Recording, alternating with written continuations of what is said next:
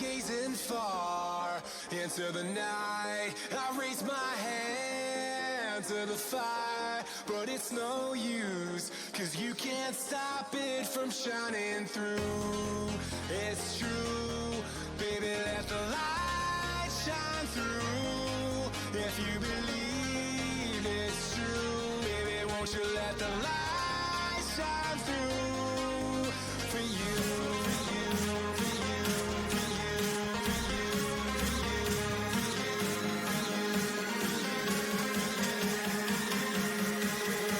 for you.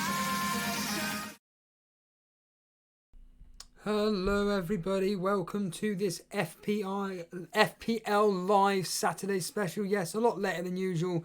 It's London traffic, blah blah blah. But I'm going to quickly bring up the best version of the particular song that we have just had Jason do last night at his wedding.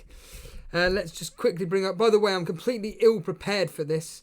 For one reason only. I didn't even think this stream was going to happen because for whatever reason, my thing isn't working properly. But this is the real version. Let's take it away, lads. Let's go. Is it working? Yep, of course it is. Let's get the real version. Let's get the intro going. Is it working? Can't even hear it. I've turned the volume off. Brilliant. Let's start again, shall we? Exactly, Dan. Here we go.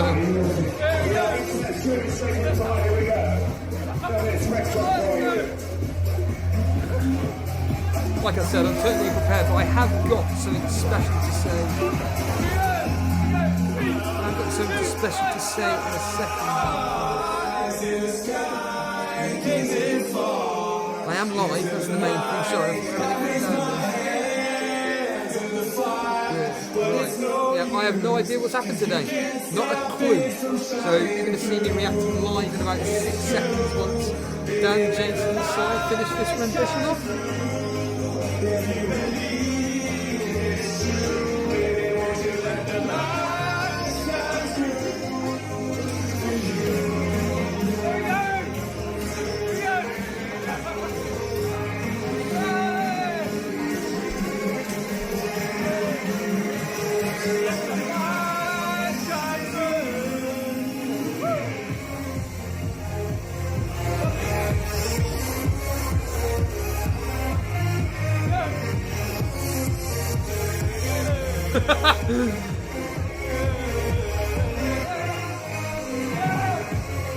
There we have it, everybody. So, yeah, like I said, I literally have no idea what the football results are, so I am now going to find out right this second what they are. Here we go. Let's find out what has happened today. Wow. 2-2. The form, well done to the history, the form, whatever's got that bang on the money with Leicester, Chelsea. Bournemouth, 2-0, Crystal Palace 0-0, Liverpool 1-0, Newcastle 0-0, Watford 2-2 with Everton at the moment, West Ham 3-1. I'm going to quickly put my headphones into my radio. There will be hopefully correspondence. Any correspondents watching this live now, get into the Discord. We'll get you on in 2 seconds, but I'm going to get the radio on in one ear. Let's find out what's going on. So let's see who did for Leicester. Here we go. Chilwell and Barnes, Tielemans. Rudiger twice and Mason Mount with 2 assists. Oh no, now FPL Aguero, if you're watching this, FPL Aguero, has Callum Wilson scored for you? Oh no, he hasn't. He hasn't. Ake and Billing, Fraser and Gosling with the assists. On to Liverpool, who scored. Oxlade, Chamberlain and Firmino with the assist.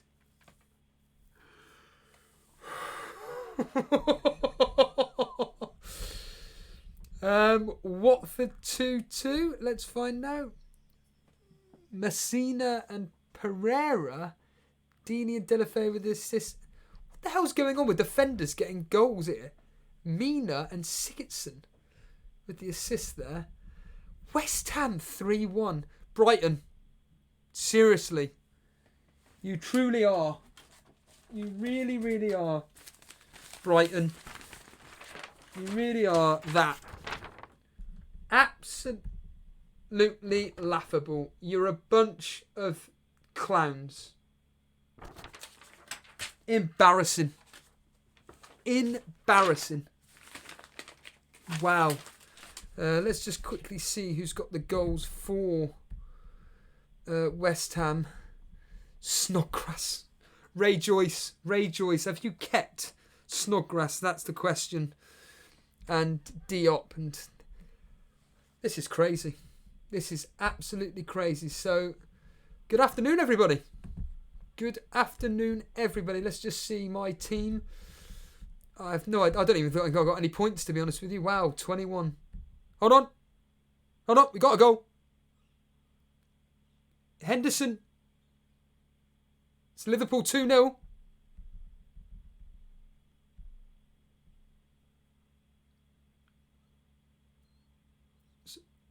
Liverpool have definitely scored 2. Firmino with the assist. Jordan Henderson goal. Firmino assist. Jordan Henderson goal.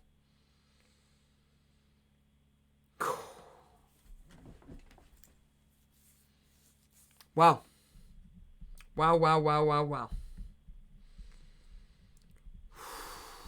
Let's see who's in chat. Like I said, I've only just set this all up, so apologies if everything's all, in the words of the guy off extras, higgledy-piggledy.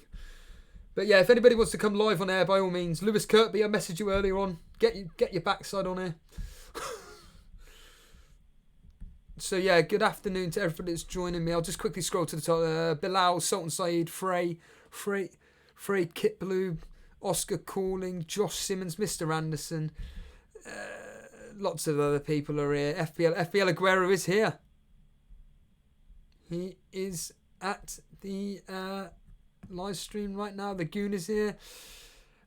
Paul Manson. There's many more of you here. Thank you for joining me on this very, very late, belated stream. But that's London traffic for you, like I said.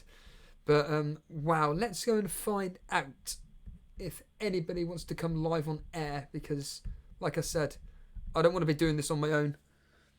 But wow. Liverpool 2-0 up, eh? I wonder how many people captain Salah. I know Phil's in Hangouts. He'll be able to give us the statistics on that. I'm sure he will once Discord loads up. But very, very interesting indeed results-wise. I mean, I can't believe the amount of goals that are being scored. Absolutely crazy. Let's just quickly get on air. If anybody wants to come live on air, by all means, jump into the waiting room. I'll just drag you in. And I'll be more than happy to... good lad. Lewis said he's going to jump on in a minute. Brilliant. Like I say, I don't really want to be covering this on my own. But, yeah, straight away, the Goon is saying loads of goals, but from non-FPL assets, exactly. FPL Aguero, I'd rather watch Steve-O paint than watch this shambles of a game week.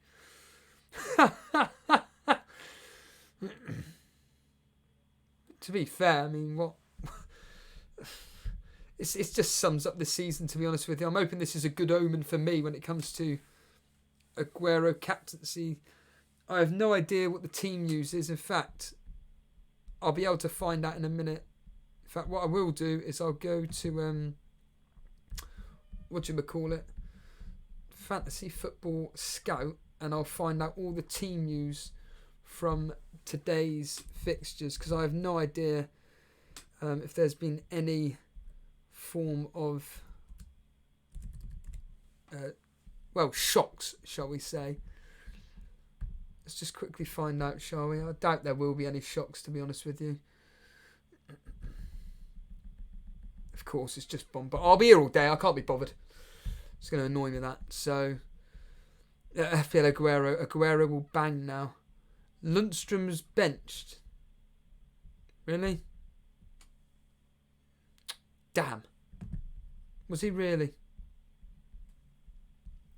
How annoying. Afternoon, Steve-O. Phil's here. Afternoon, Phil.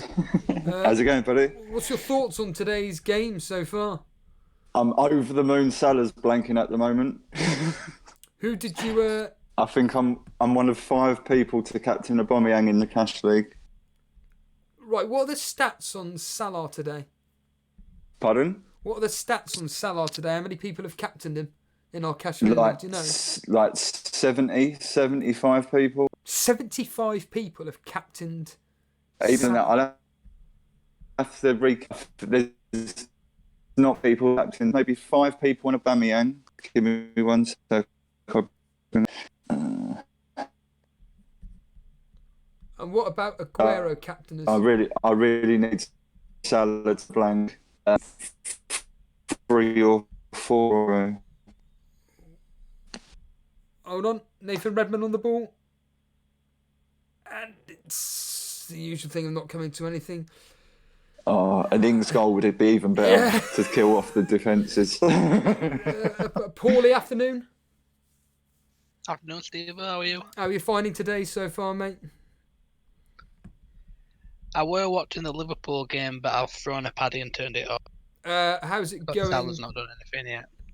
How is the game, in your opinion, going so far? Just It a were professional all job? right. Southampton actually played really well at the first half. I think they should have had a penalty, before Liverpool actually scored their first goal. It went to VAR and they still didn't give it. I'm not sure. Good afternoon, Geordie. Kev, heard you on FPL, Davey FPL this morning. You can send us a few dollars. How come you're sending in money? I'm joking, by the way. Calm down. Come live on air, mate. Krypton saying that he's captained TAA. Geordie Kev, Statman saying, woke up at 1:30 this morning, half cut, realised I forgot to move Lundstrom to Bulldog, quickly did it and went back to the kip and just noticed it was after the deadline. Ouch. In your opinion, Phil, what's the shock result so far today? I mean, I'm seeing, for example, West Ham winning 3-1. Bournemouth and West Ham, I suppose you could say. Did any of you two watch the Leicester game? No. I didn't have no SAT, so I slept through that. So, Paulie, how did the game look? How did both teams look? It was the first half was pretty end to end, and there were only one shot on target. Hold on, 2 seconds. Sorry, we're getting confirmation here that Holgate's been given an assist. Bilal saying that it's been confirmed Holgate got an assist in the Everton game. Yeah. What, in one of the earlier goals? Yeah, I thought first one, I think. Right, Steve. Wow, yeah. Yeah, go for it. I'm going to tell you people that have not captained Salah, yeah? So Ryan Malone was on Vardy, Chris Joyce was on Sterling. Let me scroll all the way down. Dan Simpson, G Wiz, Giant Killing, Matt Brunton, Kieran Malone, myself, and John Allison are on Aubameyang. There's one Trent captain, which was Shaban. Then you've got 1, 2, 3, 4, 5, 6, 7, 8 people on Aguero, and then everyone else is Salah. Wow. It's just such a shame that Lundstrom hasn't. Do you reckon Lundstrom's going to come on? I need him to stay on the bench. I've got Chilwell first sub. Oh, Christ. Paulie, you were saying about Leicester, Chelsea. Go for it. Lundstrom's already come on. Oh, has he? Yeah, came on. That's Sander Berge. Blast. Literally about a minute ago. What a shame. So, Paulie, you were telling us about Leicester versus Chelsea. Yeah, the first half it was really end to end, but it was just the final. Hold a minute, product. sorry. Sheffield United have scored. Yeah, it was an own goal by Guaita. Guaita walked. He caught the ball from the corner and walked back into the goal with the ball in his hand.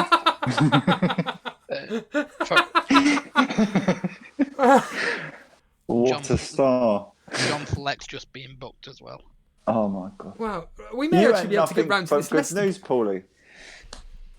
we may be able to get around to this Leicester game now. Go for it. Let's no interruptions. Go. Are you sure? Yes, go for Right. it. It were like I was saying, it were really end to end. So both teams were getting chances. It was just the final product, and there were a lot of last ditch defending with block shot. Shots blocked. Johnny Evans could have been on save points. He blocked that many. Tammy Abraham had 2 chances where the ball was played across the box to him and he mishit both of them, and one actually went through his legs. Harvey Barnes missed a good chance. Vardy had a one-on-one saved. Chelsea's goals both came from corners. It just went straight onto Rudiger's head. And Harvey Barnes scored, and who scored the second one? Oh, Chilwell, from a mishit cross by Tielemans. So how did Abraham start today? Yeah, Abraham and Vardy both started, and they both got took off towards the end. How did Maddison look today? It looked all right. I think Aston Villa have scored, by the way. Sorry? I think Aston Villa have just scored. Right, okay. Nothing's come through on the radio here. No one's speaking. Do you know anything about this, Phil? It's just come up on Sky now. Letizia, Here we go. it's just Yeah, giving the here we report. go. Samata. Oh, so, yeah, it's that. Yes. On a minute. Jack Grealish got the assist of the assist. Oh, how frustrating. Grealish getting the assist to the assister. What a shame. So that's, well, like Bilal said, Rico's clean sheet gone. My goodness. Absolutely my goodness. Danny Ings has been taken off. Mo Salah's just scored. Mo Salah's just scored. Oh. 3-0. And Danny Ings has been taken subbed off as well. If anyone Firmino assist, any chance? I'll find that in 2 seconds. We'll find out in 2 seconds.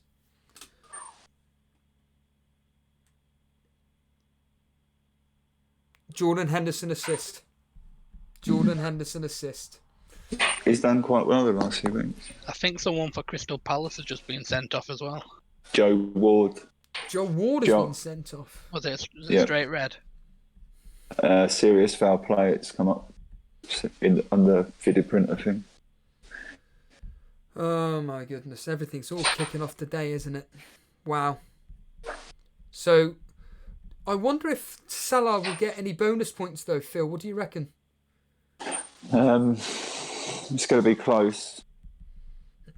I mean, Trent or Robertson haven't done no assists, so it's going to probably be between.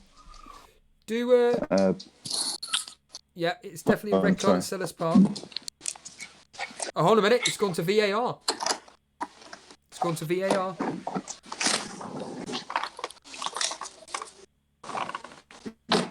He's got the referee that's run over to find out if it is going to be overturned or not. The commentary is saying that they're not sure that it should be a red card. That means absolutely nothing, but... Yeah, Chris Corum was saying the same thing. We'll find out any second now if this is the case or not. We're going to find out in 2 seconds. Any second now, we're going to find out. Here we are. It's no red card. No red card. It's been rescinded. It's been changed to a yellow card. So Joe Ward has been given a yellow card, not a red card, everybody. Because he's a well-owned asset that we're worried about. Man United team news is that Bruno Fernandes is starting. What about Williams?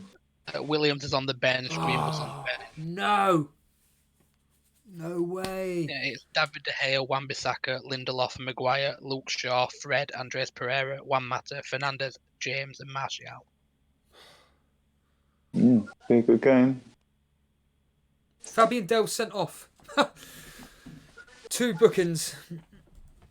Fabian Delph has just been sent off for Everton, just as we just heard. And what's the Wolves team news? The Wolves squad is Patricio, Saiz, Cody, Willie Ball is back, Doherty, Is he Otto, starting, is he? Neves, Martinho. Yeah, Ball is starting, yeah. Neves, Martinho, Traore, Jimenez, and Diego Jota. So Neto's on the bench. Wow, so today, Brighton have scored. I don't quite know who scored, but definitely Brighton have scored. They've just... Blimey, 3-2. What is going on? My 1-1s aren't looking good, are they, Steve?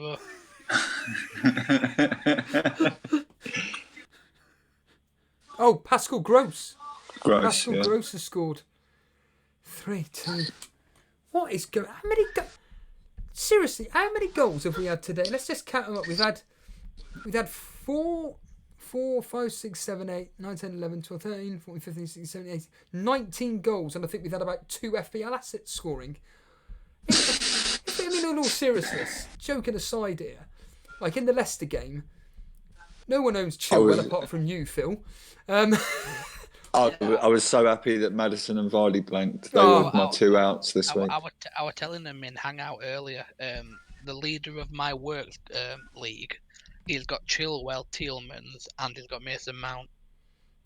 Also, they were on like 25 points after the first game. Wow. Yeah. Morning, stat man. Good morning, lad. You're still drunk? No. I'm a little bit rough, but yeah, I was gutted to see the Sheffield coming through with a clean sheet and that I'd missed the deadline.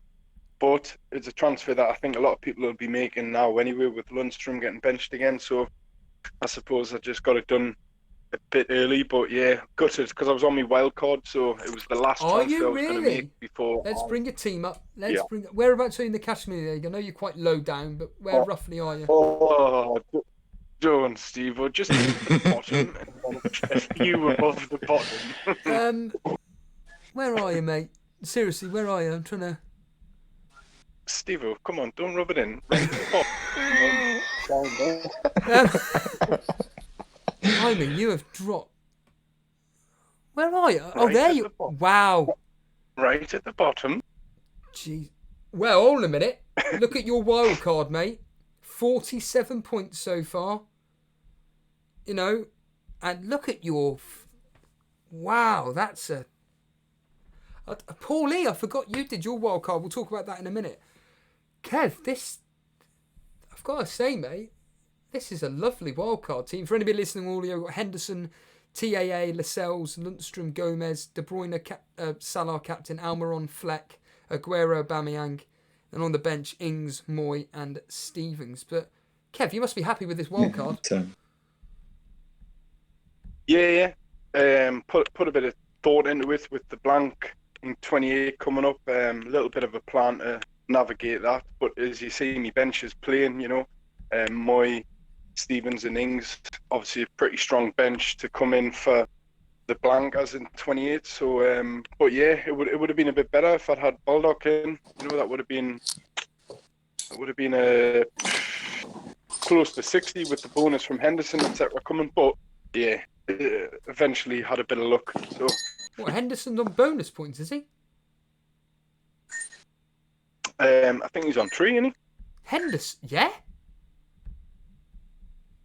Wow, he is, yeah. Yeah, he is. Yeah. At the moment, he's on 3 bonus points. Oh, that's brilliant. No. Oh my God! I'll tell you what. We should have all captained Henderson the last 2 fixtures. That's crazy. That's absolutely brilliant. Now, obviously, you've gone Lascelles and Almiron. You've gone with your own team players. What made you go with them 2? Lascelles' price was pretty appealing, 4.2. Sorry, Brighton have scored. I think what? Brighton have made it 3-3. I think. Yep, you are right. Here we go. Here we go. Oh, hold on a minute. Probably not. Hold on. Glenn Murray it's looking at VAR. He's checking to see it's gone to VAR to see if he handled it or not. Glenn Murray has protesting that it hit his chest. So it's been disallowed. It looks like it's been disallowed, unfortunately. It's at VAR now, but if it has been scored, it's another highly owned FPL asset in there, Glenn Murray. Blimey. This is crazy. Well, I'm glad that all my transfers that I got rid of have done nothing, but the players that I brought in have done nothing. So it definitely looks like this goal's been disallowed, so we'll find that in a few seconds. My wildcard looking okay so far. We'll find that in a second. But I mean, there's so much going on at the moment.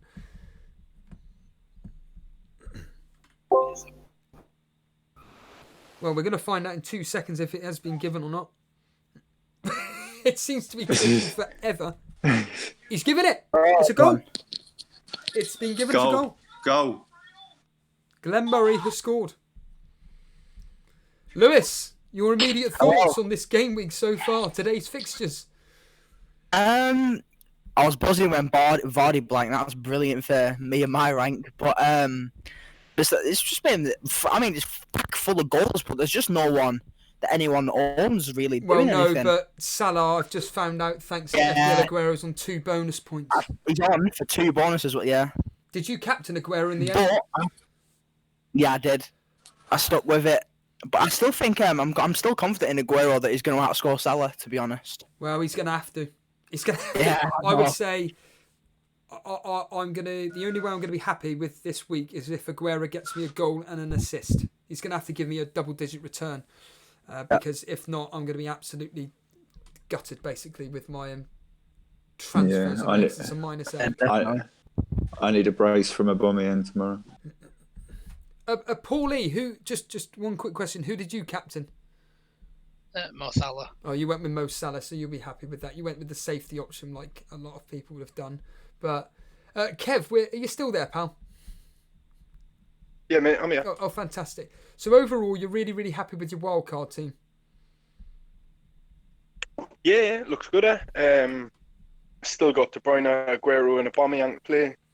Can I ask you this question? Like, I generally do mean this, like, seriously.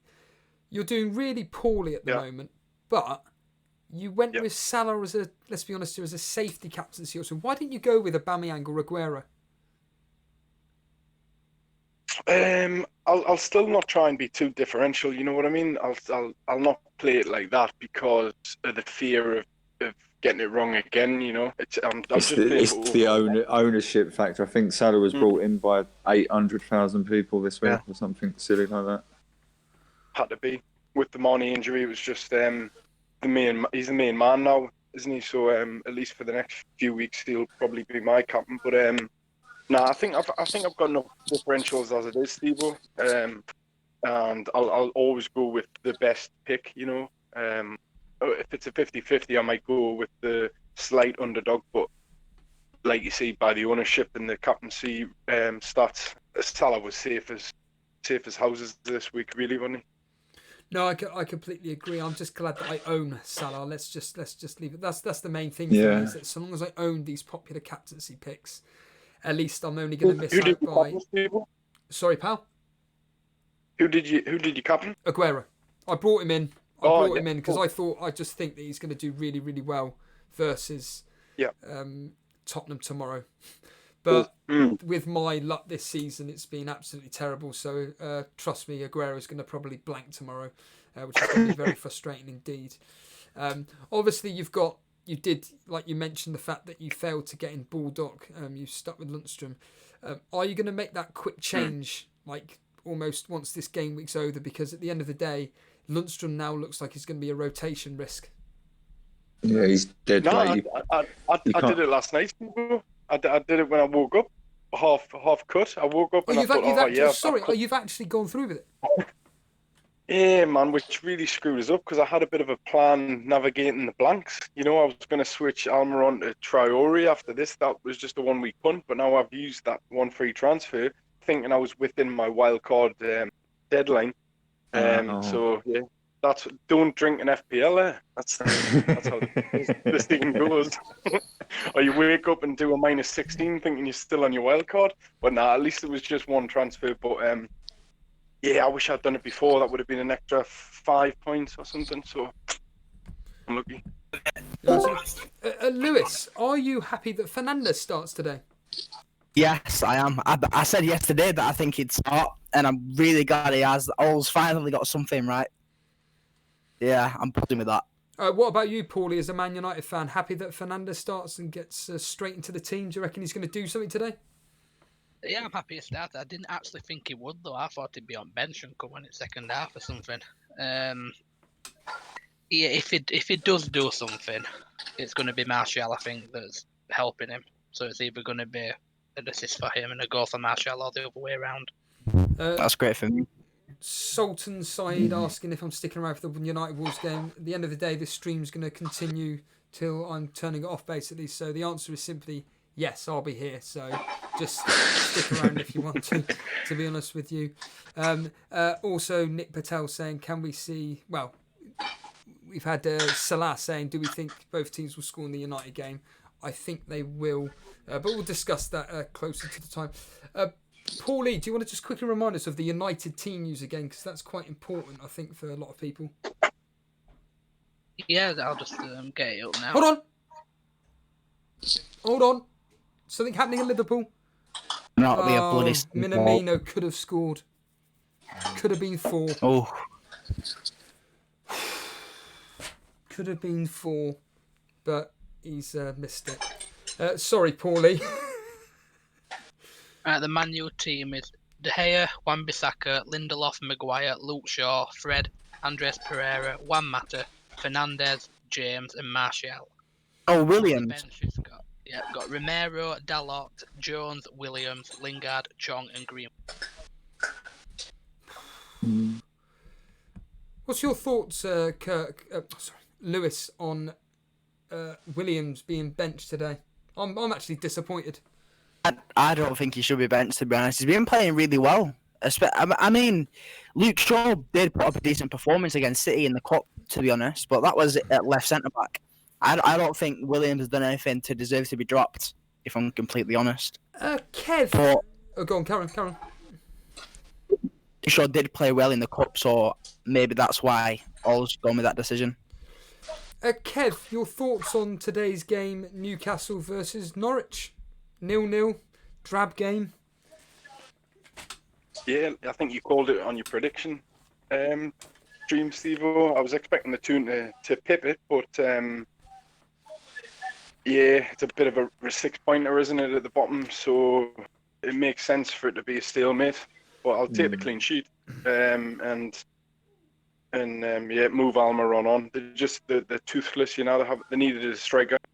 Joe Linton's just not doing his job, and they've missed the deadline. So all the other strikers are injured, you know. So yeah, not looking good goal wise for the Toon. I think you're quite good for clean sheets the next few weeks, though. Oh, definitely, mate. Dubrovka and did Rose play today? I don't know. Did he? I've literally woke up and jumped straight on here. I'm not sure. Paulie, you'll know the answer to that, won't you? I didn't. I don't think. I think Matt Ritchie started. Just you think he has got to get up to speed, though. I mean, he's been pretty. He's been out for a long time. He's been playing for Tottenham. Yeah. What are you on about? He hasn't been injured, has he? He's been Australian. He don't get featured. Danny Rose playing month. Danny Rose actually came on 5 minutes ago. Oh, did he? Oh, there you go. So he's a See?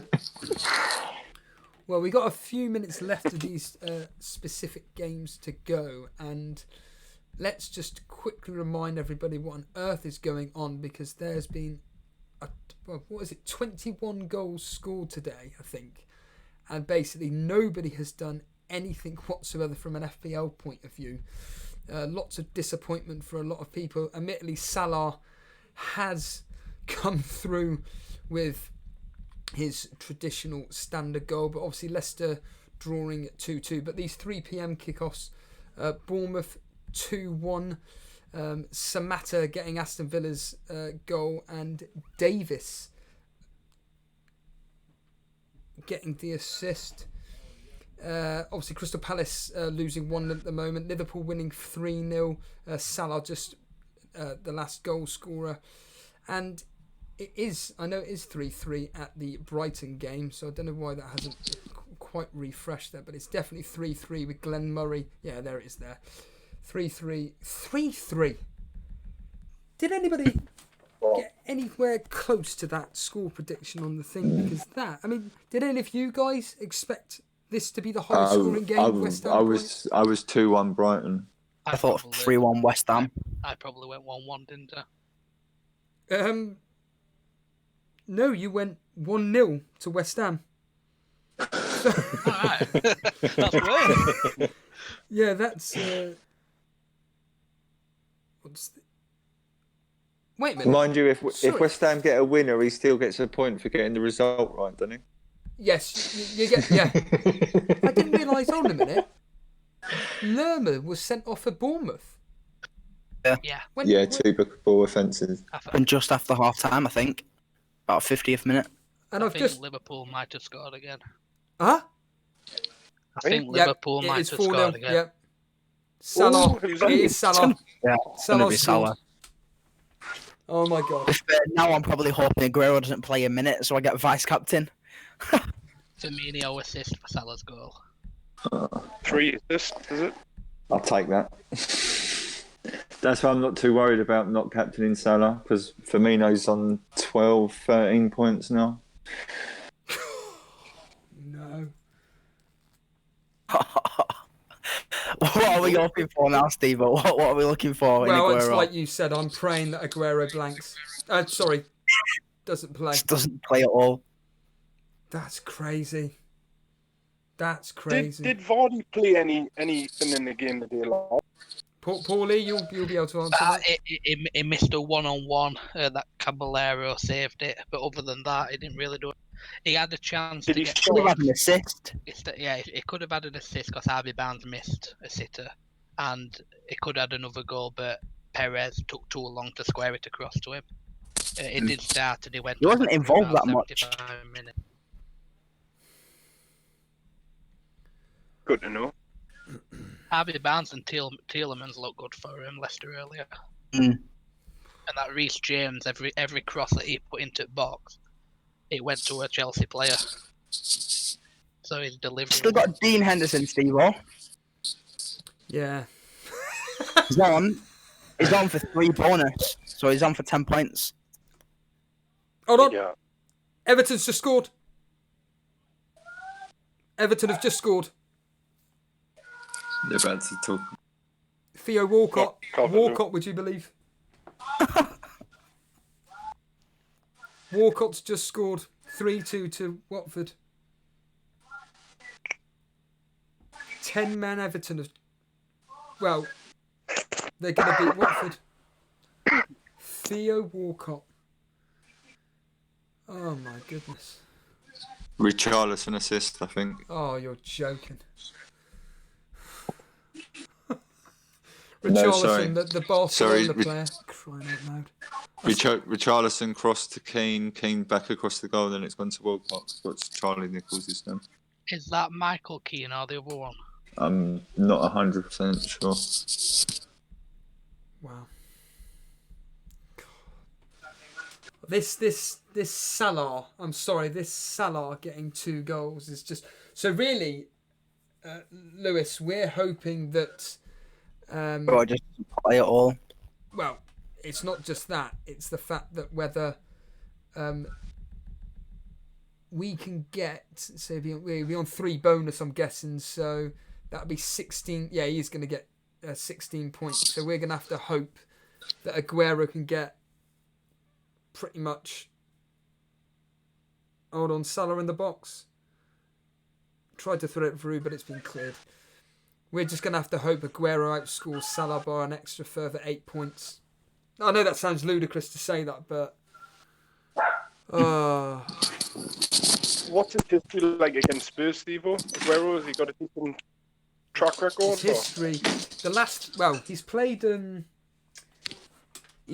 Tottenham 5... He started 5 times versus Tottenham.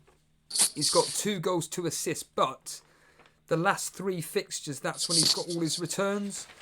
So I'm hoping that, I mean, everybody pretty much has given Man City 3 goals, apart from Paul Lee, who went 2-1.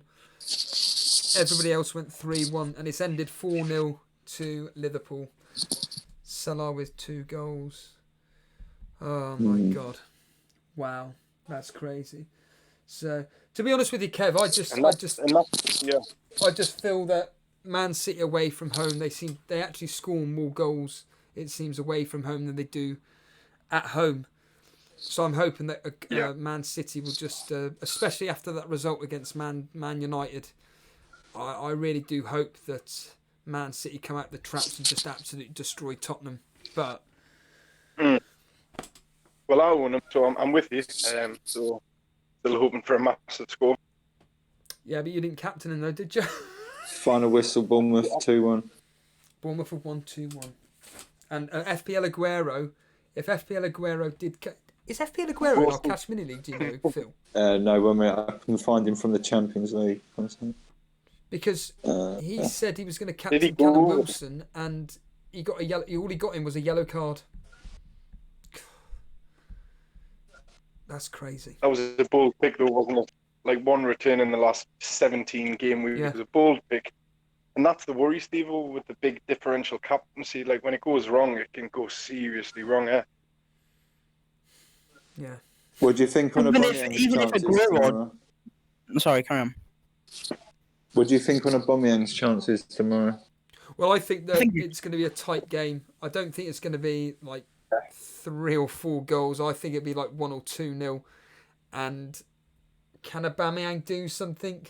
Yes, I'm stating the blinking obvious. But weren't you saying yesterday, Lewis, to Boona about Aubameyang being able to start but maybe being outshined by Martinelli? I can't remember what it was now. But I think Martinelli may actually end up outscoring Aubameyang tomorrow. I really don't know. But I think if Aubameyang plays centrally, then he's gonna do really well. It depends who gets benched. If Lacazette gets benched, then Aubameyang will do well. But if Aubameyang gets shifted out wide, I don't see him doing much. Yeah, that's the thing, isn't it? If Aubameyang gets shifted out wide, whoever the front man is, I think they're going. I'm stating the blinking obvious. I think they're going to be the ones that cause us trouble. And yeah, Aussie boy afternoon. He's had his captain. He captained Mo Salah as well. Wow, getting Hendo. Well, yeah, Phil Aguero. He brought in Henderson this week in a -8 and got him 10 points. Well done. So Henderson is going to get 3 bonus then. Wow. Nice. Sultan Saeed is telling us. Brilliant, people. Say it again, Kev. No, I'm just saying how brilliant Henderson's been over the last 7 or 8 game weeks. It's crazy. For those who held him through he blanked, didn't he? When he played Man U, and a lot of people shifted him. I just sat him on the bench for that 1 week, and he's been solid. So yeah, pretty happy with that. Just want to say thanks to Sultan Saeed bringing this to my attention. But our man Dylan, 60 points at the moment. His scorers being Salah captain, Henderson, Baldock, Trent, and Firmino. So well done to our man Dylan. I've just looked on that live rank, and if all the bonus points stay as they are, I'm on 66. Same. With players left to play. Has anybody got any players tonight? I've just got Jimenez tonight. Jimenez. What about any of you guys? No, I've got 3 tomorrow. I'm on 41 points. De Bruyne, Son, and Aubameyang captain to go. Well, are you confident in that captaincy pick, Phil? It's worth a go. If Salah had only scored 1 goal, I would have been a bit more confident. Yeah. But like I said, I've got Firmino, so I'm sort of half covered on the Salah captaincy issue. Firmino got 12 points in the end. Phil, while I've got this opportunity to ask you, are you going to, with Brew, the Planet FPL meet-up in Manchester? Yeah, we plan to. Good lad. How much did you pay for the tickets? I believe Brew got them earlier, so they were £7.50. They've gone up to £9 now, I believe. But if you book in a group of 3 or more, you can get a discounted price. But I did hear on James's show that I watched last night, they're already at like 50 people that have booked, I think. So there's only maybe 30, 40 spaces left. You're in London, aren't you? Yeah. So how I'm stating the blinking obvious. Obviously you're getting there by train. Yeah. How much are tickets for the train, just of interest, you know?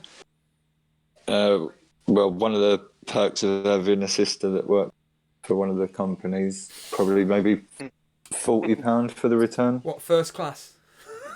Well, I might even drive the train, Steve. Look out. I've just seen that Jason's wedding merriness he did a -8. Just seen this. Oh, wow. Jason did a -8, and he got rid of Mane, Greenwood, and Jesus. Brought in Aubameyang, Jimenez, and Grealish. Excellent. Who did he transfers. captain? He captained Salah. They are excellent transfers, I've got to say. They are absolutely fantastic. Although it's funny because everybody's talking about Goeta getting an own goal, but he's still got 1 point. 1 point. That's just... I mean, in fact, an own goal gets you only -2. So... Gotta say, because of save points and minutes played, he's still going to get 1 point. So really, it has no bearing whatsoever on any... Even Davey FPL owns Goeta. So it really doesn't matter if you've got him or not, because he's still got more points than certain players. That's really frustrating. Really frustrating indeed. Lewis, are you actually looking forward to tonight's game against Wolves? yeah, I am 100%. I'm really looking forward to seeing Fernandes play. Yeah, And I'm hoping Martial can do something, because I sort of need him to now. Yeah, I'm wondering if anybody actually brought him. Do you know if anybody brought him in the Cash Mini League, Phil? There's a few people that was talking about it. I don't know whether they actually went through with it. Do you reckon he's worth bringing in or not? I think if you give him the eye test tonight, it looks like he's going to be a big part of our side for the rest of the season. Apparently he likes a nice shot from outside the box as well. So. But it's like you were saying, Paulie, it looks like he's going to be a bit more of a creative player. Is that right for your team? Yeah, and that's what Man United have lacked, isn't it, for the past few years? We need that person who can chip in with a few goals, assists, and also set up the other players. Hopefully, it's going to be a really good signing for us over his time here. How much did they spend on him, sorry? 55 mil. I think with bonuses going up to 60, I think. And Yeah. I'm stating the obvious, but is that money well spent, do you think, or not? Yeah, you don't get... He's world class, I think. You don't get world class players for 60 mil. I think we've got a bargain, to be honest. No, We just took too long doing it, so we had to sign a Garlo on the deadline day and didn't manage to get anyone else over the line. What is your thoughts on that transfer? He's literally going to be real life bench fodder. Like he's I don't think he's going to see the pitch in Premier League anyway. I think he'll play the cups. Do you think it was just an absolute desperate move from you lot to get this? Yeah, I think. Well, it's not a perfect transfer, is it? It's only like a 6-month loan, I think. Yeah, I was saying yesterday I would rather they stumped up 60, 70 and made a bid for Ings or someone like that. Yeah, because when we heard the news about Josh King and everything, we all laughed. But who's static? Is that? Yeah, there we are. When we all heard Josh King was a potential transfer, we all laughed. But now we look at this with a Garlo, you think, what on earth's going on here? Let's bring on FPL Anderson. Hello, FPL Anderson. You're live on the show.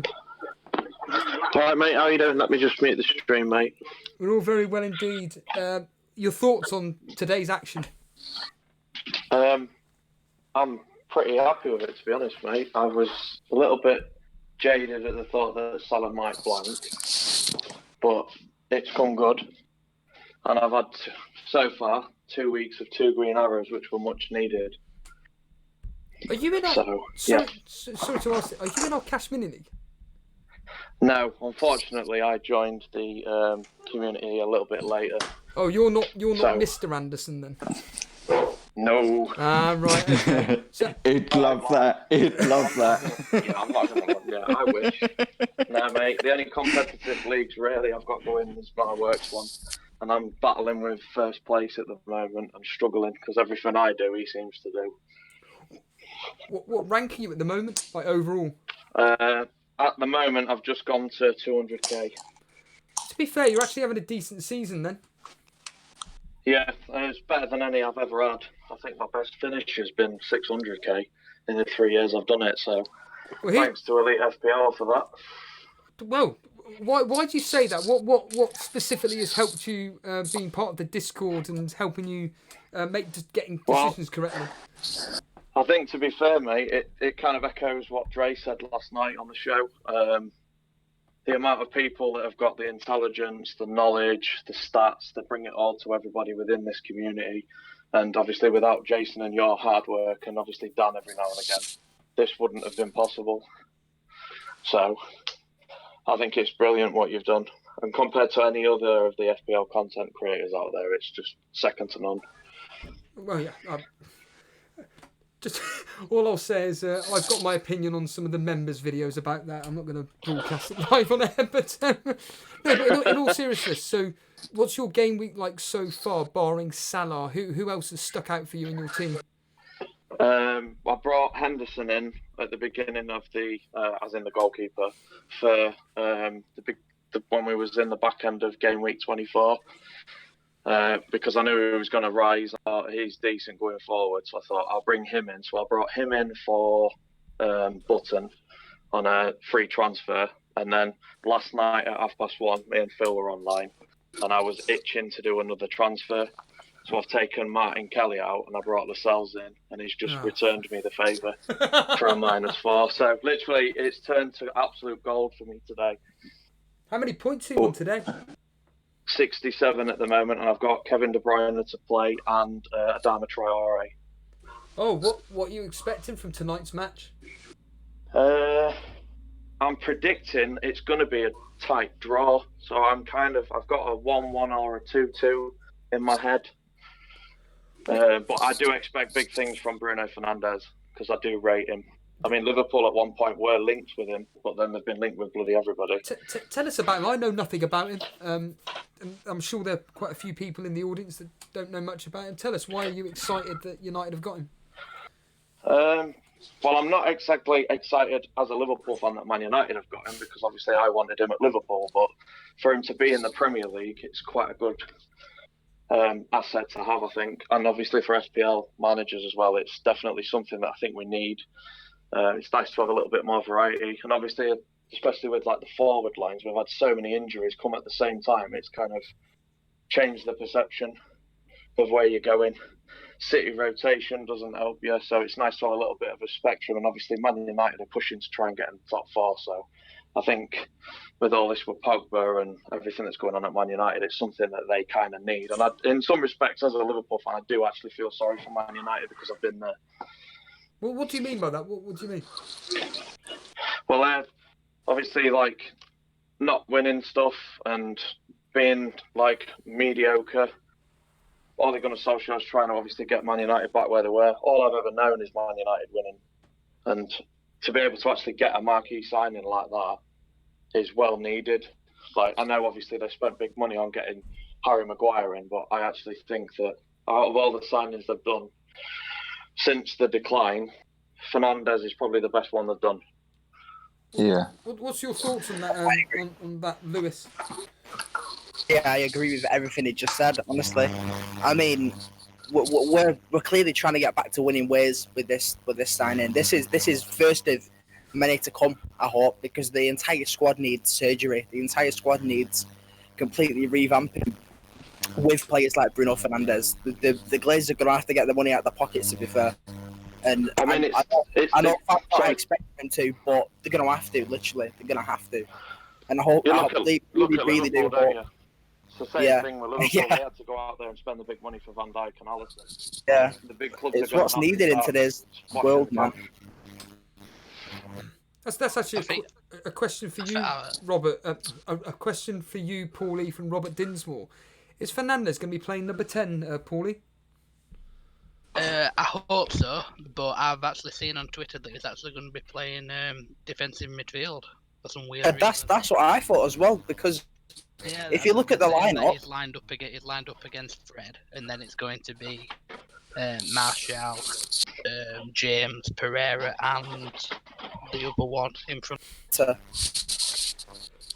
I mean, FPL Anderson, you've been just bigging up Fernandes there, saying essentially he's just a wonderful player and everything. And of course, it's sounding like at this precise moment, Ole Gunnar Solskjaer's going to mess that up by playing him as a defensive midfielder. Do you believe these rumours, or do you think that's actually going to be the case, that he'll be put into defensive midfield?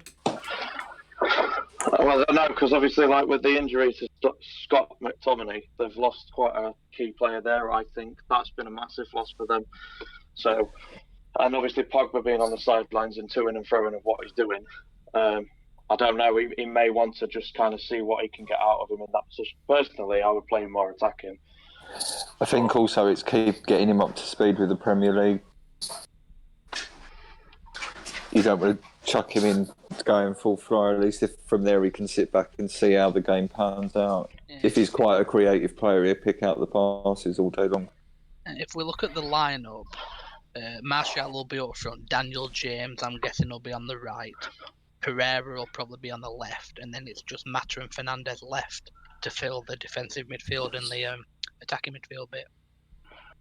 So who would you rather have defensive midfield, Juan Mata or Fernandes? Liverpool are 22 points clear. I mean, even you look at today's early kickoff, the Leicester game against Chelsea's really opened things up for the fight for the last spot for the Champions League. So Man United's got a little bit of hope with that. I know they're a little bit adrift, but if United were to lose tonight and Arsenal were to win, my understanding is that do Arsenal go above United or joint points? What's the situation? They'll be a point behind Man United if Man United lose. So then Arsenal could actually potentially break into the Champions League. Your thoughts on that, Kev? We haven't heard you for a while. Your thoughts on this whole debate about potentially the fourth Champions League spot being open up to maybe Arsenal, Man United, and Chelsea now. So 3 teams instead of just the one. I think he's gone, mate. I think he just went. Oh, okay. Then Lewis, then what do you think on that? I think it's going to lead to some entertaining games towards the end of the season. I think it's going to be tight all the way to literally like the last few weeks. You can even Obviously, I hope to Wolves. Wolves are on the same point as I know. and Man United as it stands, so it's really well open. Yeah, I think the top 4 will be United, Leicester, City, Liverpool. Well, Leicester seem to be doing their best trying to drop out of it the way they're going at the moment. Yeah, I know. I don't think they will though. To be honest, at least like 8 points clear still though, aren't they, of the top 4? Of dropping out of it, sorry. I don't know. I think Leicester, right? Chelsea's I think they're just hitting a little bit of it. And Leicester's on 49, dipping mate. form. Yeah, I think Leicester will be fine. To be honest, it depends if Arsenal. Obviously, Arsenal have got a good run of fixtures coming up. Arsenal could start doing big things in the league. And I think. Is anyone else hearing static? Yeah, I was just going to comment. Yes. Lewis, when you, if you do listen back to the stream, just ask yourself this question: when you're speaking to us, is there a bumblebee around? Because it just sounds like there's a bumblebee flying around you whenever you're speaking, but it doesn't matter. It really doesn't matter. Is it all right now when I speak? Yes, it sounds perfectly fine. Okay, yeah. it's because my headset. I think I had my headset around my neck instead of on my head. How do you? So that's a question. In fact, I'll ask all of you. This is quite interesting, actually. I'll start with you, Lewis. How do you communicate with me right now? What exactly are you using?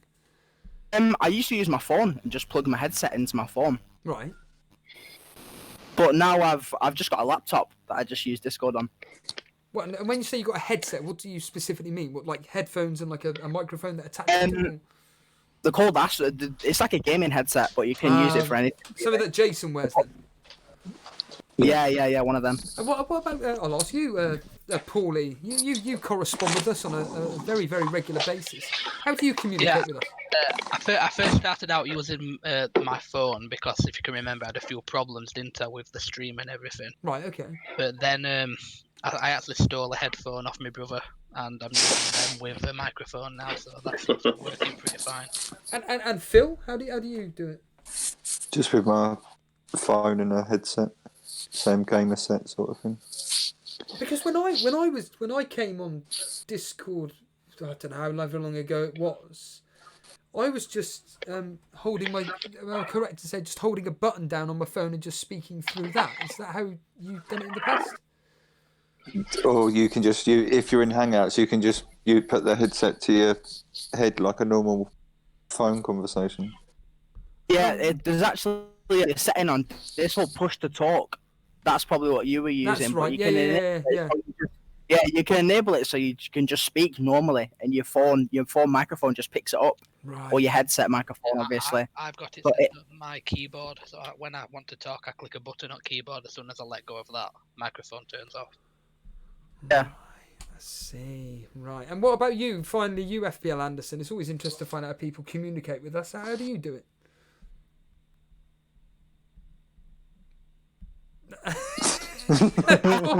That's when technology completely fails. I'll keep him in here anyway.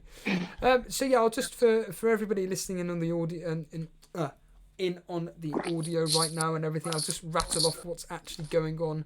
So we started a bit late today. We were supposed to start at 4. I think we started about 10 past due to the fact that the heavy traffic in London, but whatever. We got back into it. I didn't have a clue what the results were. I came in and I saw what was happening. Essentially, it was just goals galore everywhere. We've just quickly reacted live to all the goals and the assists as they went in. We're then going to continue this stream into the Man United versus Wolves game. So if you're wanting to stick around, watch the game and have us on in the background, you're more than welcome to. It's always good having an audience with us. Are all you guys willing to stay along for the ride? Yeah, you got me till half time. Fantastic. What about you, Paulie and Lewis? You able to watch the game and just correspond throughout? Yeah, I'll be watching. Yeah, 100%. Fantastic. Right, there's the plan then, everybody. So let's just rattle off what's actually happened today then, shall we? So the early kickoff was Leicester versus Chelsea. It ended 2-2. The Leicester goals coming from Chilwell and Barnes. Tielemans getting both assists. Chelsea goals coming from one player and one player only. Rudiger, of all people, and Mason Mount. Phil, I'll ask you, does anybody own Mason Mount anymore? Not that I know of. Exactly. Everybody sold him, and then the second he actually returns, nobody owns him. We then move on to Bournemouth versus Aston Villa. Ended 2-1 to Bournemouth. Ake and Billing getting the goals for Bournemouth, and Fraser and Gosling with the assists. Samata getting a debut goal for Aston Villa. And is that your dog, Lewis? That's mine. That's mine. I just let him in the back door. He can join in if he wants. Who's the correspondent? Yeah, get him on there. Maybe he could join the Bumblebee. We'll get the Bumblebee in there. What's your dog called, Phil? Murphy. What's your prediction for the Man U versus Wolves game? More chance of getting it right than I have. So back to today's game. So yeah, like I said, Bournemouth 2-1. Samata getting the goal and Davis with the assist. It was then Crystal Palace versus Sheffield United, ending again. The home woes continue for Crystal Palace, losing 1-0 to Sheffield United. Norwood getting the assist as Guaita. What actually happened again, Phil, on that particular goal there? Norwood took the corner. Guaita's like a foot away from his line. He's caught the ball and sort of stepped back as he's caught it and brought it into his arms, and the next thing he's over the line. And he's looked round to see if anyone spotted what he's done, and the linesman's gone, yeah, that's a goal. Well, can I just ask, what's your guys' thoughts with Lundstrom going forward? Are we ditching now, or get him gone? Well, I'm not gonna lie. About 2 minutes ago, I made a transfer. I did Lundstrom to Egan. Yeah, I think that's the best thing to do. Get him. How much is Egan? Just of interest, Lewis. 4.5. He's so cheap. Do I copy? I mean, I don't mind. 1.3% ownership. There's a lot to go around. There's enough. What are Sheffield? I could check now, but I can't be bothered. What are Sheffield United's fixtures actually like upcoming? Not Got bad. Next Bournemouth six. at home, Brighton at home, but then they blanked 28. Well, we can come to it when it comes to I'm it. gonna wildcard for 27 anyway. So Yeah, Steve, go to the sales or someone like that. What were you saying, Paulie? Go for it, mate. Yeah, I said after the blank game week, then they're playing Norwich, and then it's Newcastle. Well, I think a lot of people like myself may be joining you, Lewis, because I think Lundstrom is going to be on a mass exodus from a lot of teams. Yeah. Moving on to Liverpool 4, Southampton 0. Who was it? There was somebody saying that Southampton were tightening up at the back. Evidently today it's been absolutely destroyed today, and Salah getting 2 goals, a last-minute goal with a Firmino assist. But wow, Firmino got 3 assists for you, Phil. I know. Yep. Unbelievable. So Salah 2 goals, Chamberlain and Henderson with a goal apiece, Firmino 3 assists, and Henderson with 1. Then it's Newcastle 0, Norwich 0. Let's just quickly find out who's going to be getting the bonus points in that particular fixture. It looks like it's going to be Fernandes on 3, Tim Krul on 2, and Max Aarons on 1. Everton beating Watford 3-2, a last-minute goal from Theo Walcott. The goals for Watford from Messina and Pereira. The assist there, Dean and Delafeu. Everton's goals coming from 2 from Mina, Walcott, like I've just mentioned, and Sigurdsson Holgate. A late assist confirmed for Holgate, and Moise Keane with the assist there for Theo Walcott. And finally, goals galore. 6 goals between West Ham and Brighton. 3-3 it ended. Snodgrass with 2 goals and an assist, and Diop with the other, and Glenn Murray, Pascal Gross, but it was a Bonner with an own goal in that particular fixtures as well. And then of course this evening we'll be covering the Man United versus Wolves game. So yeah, I'll ask you straight away, Phil. The game so far has well, let's be honest here, finished. What are your thoughts on today's fixtures?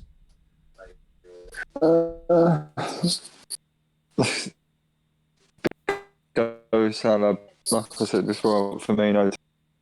I just hope Aubameyang, because I've been more concentrating on Champions League. Just look, 19 points behind Kier.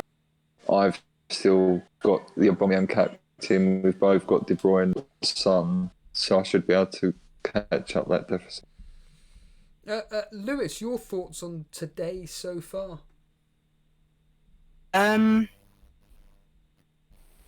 To be honest, I'm quite annoyed because obviously Salah got that massive fall and I'm not captained him. Apart from that, I'm quite happy with how everything's gone. Obviously Sheffield getting another clean sheet as expected. I mean, I'm glad Bournemouth got a win, to be honest. I don't want to see Bournemouth relegated. I quite like Bournemouth. And I did say a couple of weeks ago on the show that I thought Bournemouth were going to have a little bit of a resurgence because they do have to win these upcoming games if they want to stay in the division. So yeah, I'm quite happy with that. The Liverpool game, it's as expected, really, to be honest. I didn't think they were going to keep a clean sheet though. I thought Ings were going to score, which he should have done in the first half. He had loads of chances, just didn't take any of them. So he's still looking lively then? Yeah, definitely still looking lively. Southampton were really good in that first half. They kept things tight at the back. They were defending pretty well. They got a lot of chances. Liverpool always concede a lot of chances, which is why I don't like their double defence, but they always just sneak a clean sheet, don't they? You say the Sky commentator booked him, I think, just before the Salah goal. The better team and created more chances than Salah goal. But there's something about Liverpool, isn't there? They've just got this winning mentality. They're solid at the back. No one, they just seem impenetrable. It's just all the luck's going towards them. They've completely washed away the league this season. I mean, what is this now? I heard something like God knows, 55 games unbeaten now, something like that. I really do hope they go Man. the season invincible. I really do. Just I bloody don't. I saw on Twitter, Steve, that out of the last 102 available Premier League points, Liverpool have got 100 of them. That's just Wow. nuts. They've won every game and they've dropped 2 points when they drew at Old Trafford. It was. That's just absolutely crazy. Right, I've got I'm assuming it's royalty here. Mr. Anderson, are you there? Who's Devo? Hello, Mr. This is Mr. Anderson, aka third in the Cash Mini League. Yes. Wow, this is That's an me. absolute honour. Although, it seems like you've always stayed third or fourth this whole season. You are on an incredible score at the moment of 53 points. You're going to be getting Jimenez coming off the bench for Mane. Talk to us about today. I don't know. I thought it was funny that like none of the most like highly honed assets have any returns, but yeah, it was pretty good watching the Leicester game, except until the end where Vardy like squared it up to Barnes and he missed the sitter basically. So Yeah, you must have been overjoyed when Salah got that last-minute goal and making it a whopping, 16 points he's going to get in the end. yeah, I was hoping Minamino would score too. That was like a sitter too. So I was like, but you win some, you lose some, right? Yeah. I've got up on screen now your team that I'm assuming you are a Man City fan based on your club badge. Yeah. So the question for you is, how do you think City are going to get on at Tottenham tomorrow? I think they'll be fine. 3-1 maybe. Everybody's but saying that 3-1. What don't think they'll keep a clean sheet. is there any faith for people like myself and Lewis that have captained Aguero? He always does good against Tottenham, so yeah. I think he'll score like 2. I think he'll outscore Salah with 16. It's a little hard because Salah is a midfielder, so every goal he puts in, he gets more points. What do you put your incredible season down to at the moment? Because you are absolutely battering this season. At the moment, you are 5,020. No, is that 3 or 5? Yeah, 5,028th at the moment.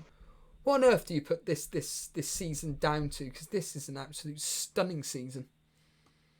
A lot of luck. I got triple captain right last week, but just a lot of luck, and I took it more seriously this year. So I did more research, listened to you guys, listened to Planet FPL.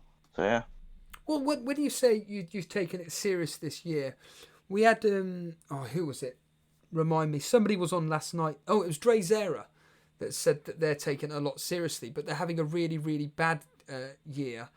But you're the complete opposite. What specifically are you doing differently this year than the last few seasons? Just putting more time into like researching the players before I make transfers and stuff. I used to play just mini leagues with my friends, so I didn't really look at the overall rankings or anything. But this year, because I'm in the cash mini league, so I had to look at what my opponents are doing, and buy players that they don't have. Yeah, I hear you there. So this particular game week, for people listening on audio, Mr. Anderson's got Henderson in goal, Digne, Alexander-Arnold, Lundstrom, Lascelles, De Bruyne, Salah captain, Mane, but Jimenez is going to be coming on for Mane, Grealish, Fleck and Vardy. Disappointed in Vardy? 2 goals scored by Leicester, but nothing for him. He should have got an assist for that Barnes. Like, he crossed it over to Barnes, he should have put it in, but whatever. It happens. No, absolutely. That's the unfortunate thing with football when players can't put the ball in the back of the net. Did you make any transfers this week? Yeah, I brought in Lascelles and Fleck for Cyan Chu and Madison. Oh, I also brought in Jimenez for Greenwood. Wow. So how much money did you have in the bank then? Was that for a minus? Yeah, it's -4. And it's already paid off with Lascelles. And obviously Jimenez is playing tonight. You've got faith in Jimenez? Yeah, he's been doing pretty good for the last couple of weeks, and I was surprised he scored against Liverpool. Like, he scores against anybody, so I was like, okay, I'm bringing him. What's your prediction on tonight's game? Just 1-1. Yeah, no, I mean, I went 1-1, but I think it's going to be an entertaining game. I mean, do you have an opinion on this Fernandes at all? Do you know much about him? No, I haven't done any research on him yet. But he came in at a good price. I mean, 8 is pretty good. He's better than like Pepe that came in at like what 9.5. Yeah, I think that bee's come back, Lewis. Yeah, Lewis, the bumblebee's back, but we will persist. It doesn't matter really. Paulie, Shut up. 1 minute. Does 8 million interest you at all in bringing him in immediately, or is it just a wait and see? Yeah, I said that 8 million it's a tempting price, but I'd rather see how he does over 1 or 2 game weeks rather than putting him in straight away. Because, like, if as an owner, I'd want him to play further forward, but he might actually be playing in the defensively might today. So, would you pay 8 million for someone who's going to play defensive midfield? John Engelberg here in FPL Tips is saying that Martial, he's 0.1 cheaper than Fernandes. Would you rather him instead?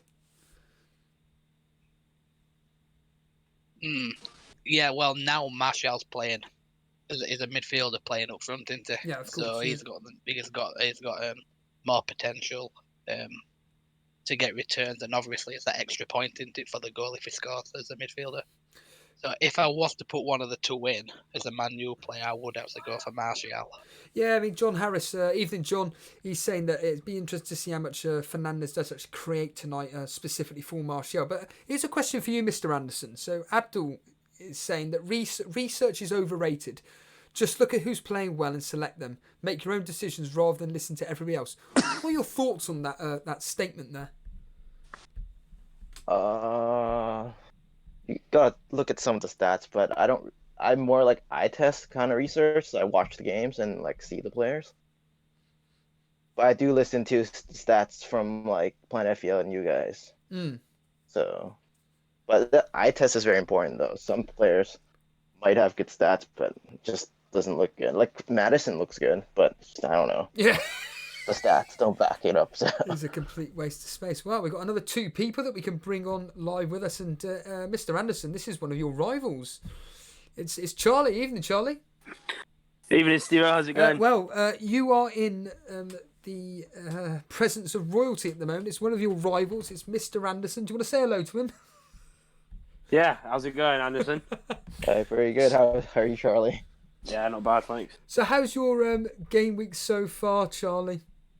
Well, to be honest with you, it's a bit of a nightmare, to be honest, because I went out last night and I forgot to make changes.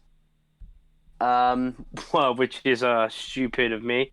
But at the moment... Oh, hold on a minute. Whoa. You've still got your vice captain. Yeah, Salah, yeah. Yeah, I was going to captain him anyway, but yeah, he's my vice captain, which has pretty much saved me, really. But I was going to captain him anyway. Who was the captain? Mane. Yeah. Yeah, but Stevens is going to come on for him a -1. Charlie, I'm going to say this now. Your team looks awful. It just looks awful.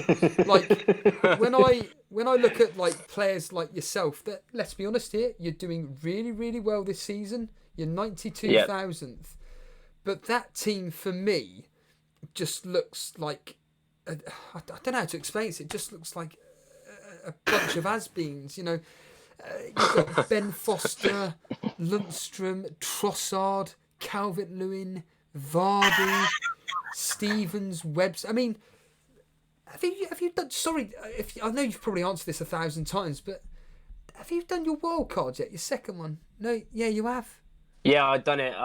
Because the thing is, right, obviously Foster was doing obviously fair enough. Watford and done well the last 2 games, but like my transfers were going to be, I was going to take Mane and Lundstrom out for Van Dijk and Pepe. But yeah, I got in Trossard for the double game week and he didn't play, and then Brighton had just been shocking. Obviously, same reason I got Webster and I thought Brighton were going to do well, but they haven't. Obviously, Vardy didn't do nothing today. Brighton are a mess. Calvert-Lewin will be out soon anyway because he was doing quite well, but obviously their fixtures turn now. But yeah, I got 2 free transfers now, which is good. You need them. Yeah. Yeah, I'm still quite happy though. Obviously, with the Salah vice captain, that'd be 32 points. As captain. So yeah, I think I'm actually going up in the league as well, even though I didn't do any. I think so. There's some teams that I've seen. Some people got. Someone had 24 points. Was it Sultan or someone below him had 24 points, and a few people aren't doing that well. Wow, that's, let's just quickly find Sultan size. Well, surely Sultan. I don't know if it was. I can't imagine. I don't know if it was Sultan or it might have been someone just beneath him, but one of them hasn't got Salah, and they captained Aubameyang. Captain Aubameyang, right? Okay. Well, Phil's captain Aubameyang this week. Your mate Peppa Pig, he's doing really well. He's on 47 points. I think that just said then. I'll try and find that team in a second. But you reckon that someone just below Sultan Syed is doing pretty poorly at the moment? Yeah, one of them had 20. Everyone's on 60 points. It's Nasty Balls. Dan Simpson. Yeah, Nasty Balls. Yeah. Wow. So just a quick update from the Man United game. Pereira's actually playing in centre midfield with playing. Fred. Fernandes is playing in behind Martial. So sorry, Paulie. Say that again, mate. Fernandes is playing number 10 in behind Martial. Andreas Pereira's in the middle with Fred. Cheers for that. One Matters on the left, Daniel James on the right. Right, brilliant. So yeah, we are going to be staying with this game tonight. Let's bring on FPL tips. I think there's about 20 people in now. Evening, FPL tips. Evening, how are we doing? All good. Are you looking forward to this particular fixture, especially looking at how Fernandes does? Well, I'm a Martial owner, so I'm hoping that Fernandes can help unlock what Martial could offer. Yeah. Well, that's exactly what I'm thinking, and like some people in the chat were saying that maybe seeing how well Fernandes links up with Martial, because like you've just mentioned, Martial is only 0.1 cheaper, but as a striker for United, this could be ideal for him. Yeah, it could be. I mean, when I said that, I didn't realise it was quite just 0.1, but if you sort of have Martial, it's not really worth making the switch. And if you were I mean, with United's form, it's maybe not worth bringing either of them in at the moment. Just probably wait and see how they play, to be honest. What's your specific prediction on this game? I mean, it tends to be, maybe, as you guys said, 1-1. United don't tend to let a lot of goals in when they play Wolves, but I don't see their defence holding out. And they've had the least number of shots in the last 5 home games compared to any other team in the league, which isn't good. 1-1 maybe, 2-1 if United can pinch something, but a good game, but not high scoring. The last time I heard from you was actually on a FPL Dave stream, and you were saying about obviously the fact that your girlfriend was doing better than you, and everything was going wrong. Yeah. How's your season going so far? Where are you ranked now? So if my team ID, if you want to get it up, is 369. My season was going all right. I was about 200k, and then the last 2 weeks have been an absolute nightmare, and I dropped to 600k. So that's 2 weeks what a 400k drop. This week, I mean, I sold Mane, got in Salah, put the armband on him. So a score of, what am I on now? About 50 this game week. So slightly bringing it back, but it was a tough couple of weeks that I'm going to have to get back from. Wow, Aussie boy, you've given us your pocket money. Thank you. Really didn't have to. Aussie boy donating a very kind $2.99 finally having a great game week, and I'm in a good mood. That's genuinely really good to hear. In fact, I'll bring up your team now. Let's just see how well your team is doing, because we all thought Kev was having a bad season this year, but Aussie boy, absolutely, I don't mean to be rude, Aussie, but I think you know this anyway, like me, having an absolute stinker. And if I just quickly bring up your team, I know you're all the way down here. Let's find out what he's on at the moment. He's on 44 points, and he captains Salah.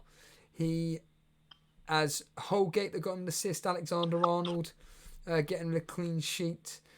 He's still got Aguero, Jimenez playing right now, and Son tomorrow. So good on you, Aussie boy. I'm glad that you're happy. That's the main thing. It's always nice when you're doing, let's be honest here, when you're doing absolutely rubbish this year. It's always nice to have a flaming good game when your captaincy comes through.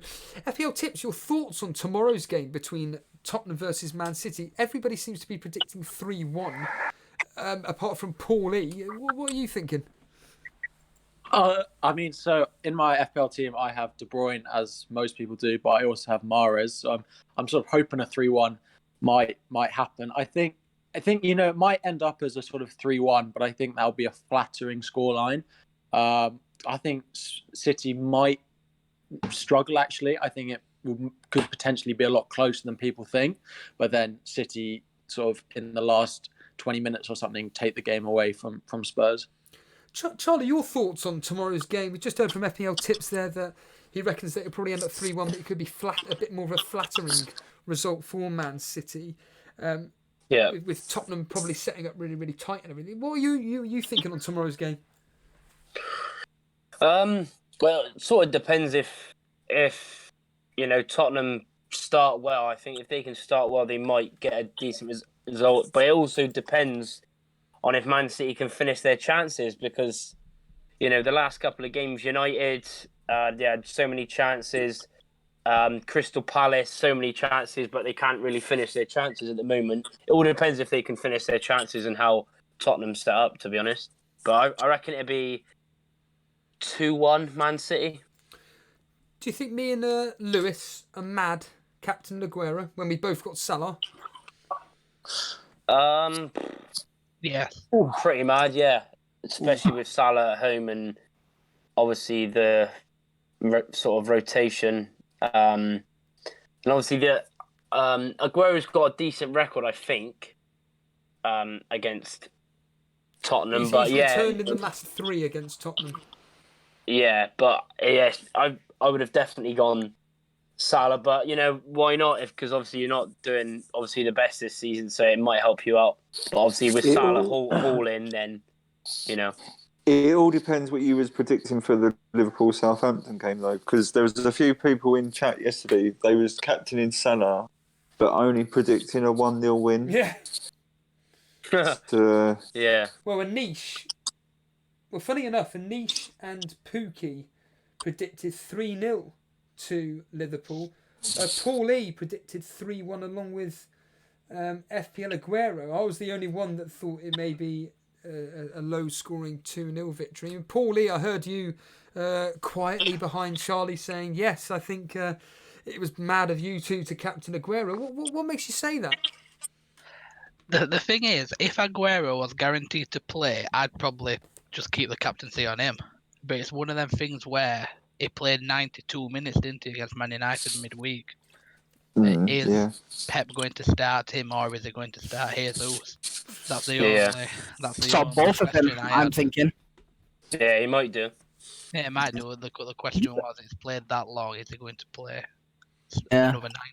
I'm just curious to find out, who is everyone captaining for next game week? Well, funny you bring this up, because here's a question for. I'll go with all 8 of you that are here. So it's going to be a quick poll vote. And so next game week, as you've just mentioned, Lewis, is actually going to be split over 2 weeks. It's the winter break. The first set of 5 matches will be happening between the Saturday and Sunday, the 8th and 9th of February, and then it won't be till the 14th through to the 17th. I mean, it's just ridiculous Yeah, it's crazy. that the game week finishes. So basically, game week 26 is going to be played across 9 days. Here's the question for all of you, and I'll ask you individually. It's just a yes or no answer. Do you think game week 26 should actually be split up so it's 2 different game weeks? So essentially, we're having a game week 26 and 27 for the winter break. Phil, yes or no? What, so you mean 2 sets of 10 fixtures? No, it'd be so a set of 5 fixtures was 1 game week, and then the next set of 5 would be a secondary game week. So 2 separate game weeks. Yeah, I suppose, but it's TV companies getting involved. No. I meant just too from an much, isn't FPL. Forget that. Just from an FPL perspective, so it'd be 2 game weeks instead of 1. Yeah. That would probably work better. You think yes? What about you, Paulie? I think not. Okay, well, we'll get... Because obviously...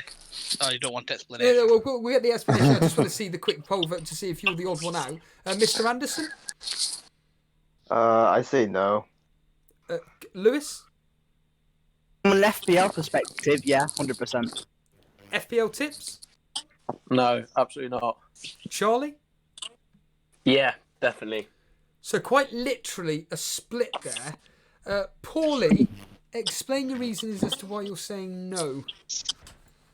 Because if it's split over 2 game weeks, then are you going to just keep the same team and then Well, one game week where that's you the any tactic, points? isn't it? And yeah, or if it's all played in 1 game week, then you can just play as normal. Plus, you've got the one free hit chip, and are you going to use that on 1 week, the week after? I just think you should get them all done in the same game. But wouldn't you like to have the potentially a opportunity game week to? off. Wouldn't you like to have the opportunity to actually be able to have 2 different captains across 2 different sets of Yeah, fixtures? that'd be so good. Because the tactics would be to try and... Well, this is from my point of view. I would say yes. The tactics would be to kind of like see how many players you've got for each particular set of fixtures to make the game a bit more difficult, no? Yeah, I think that'd be good for that. And then if you do it over 2 weeks, at least picking out 2 good captains as well. That would be a good aspect. For us, Steve, or we could captain Aguero and Salah.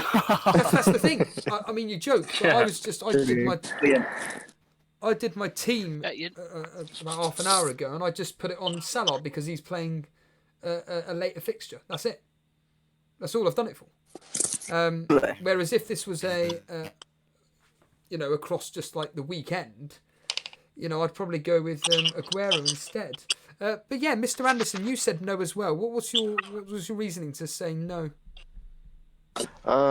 Same point with the free hit thing. I mean, we'll have like blank weeks, 2 blank weeks, and we don't have enough free hits for it. So no, I'd rather it be 1 week and then have all 20 teams playing.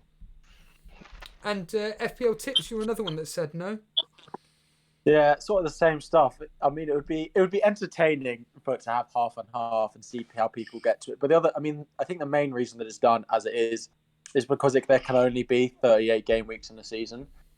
Because there's 38 matches, so they then have to start. But this is just a game, though, isn't it? This is just a game. They can easily fit that within this. I suppose, but if each team plays 38 matches, and if they start making it 39 or 40 game weeks because of the way this season, it just doesn't seem right. Well, what you could do is obviously you just could call have it like 27A and 27B sort of.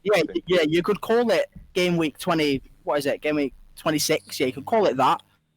But you could change your team in between, and you could get a transfer in between. So it'd act as another game week, but it'd just be called game week 26 as it normally would. That's probably how they do it if they implement that. But I don't know how the Sky games work, but they have different what do you call it? they keep up the different game weeks, don't they? They split up into they have like several fixtures. Different days on there, and you can change your captain each day, I think. Yeah, that's right. Yeah.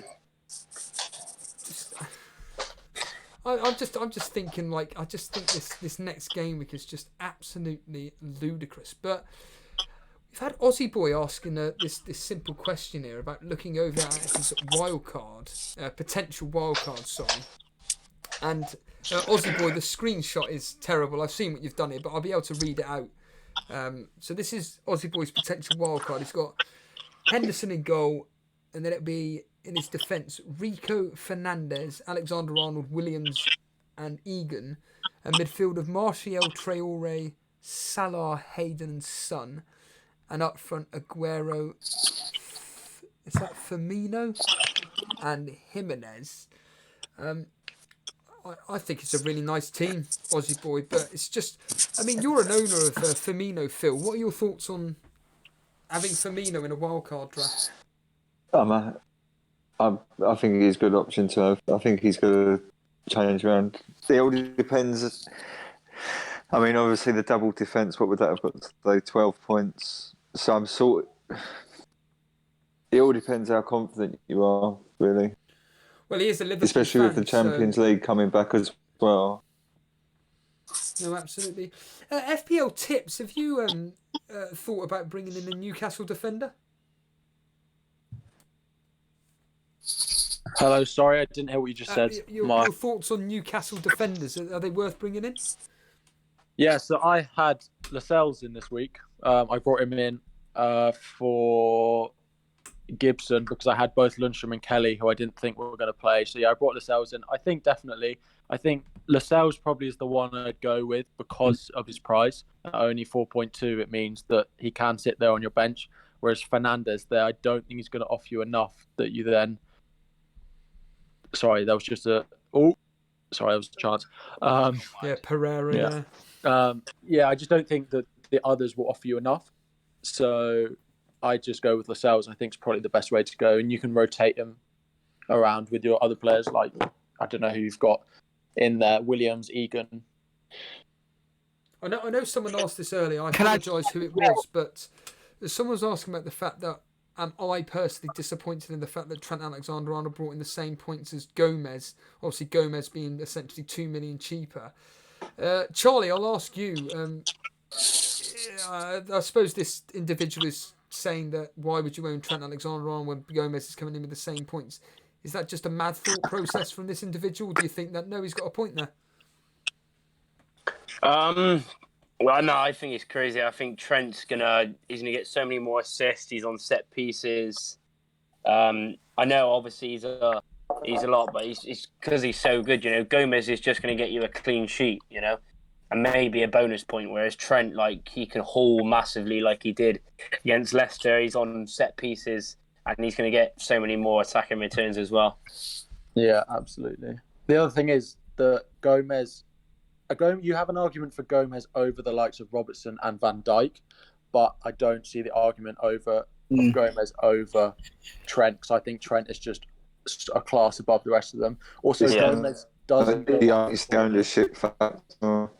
If you get rid of Trent from your team, The thing is, as well, Joel Matip's back into.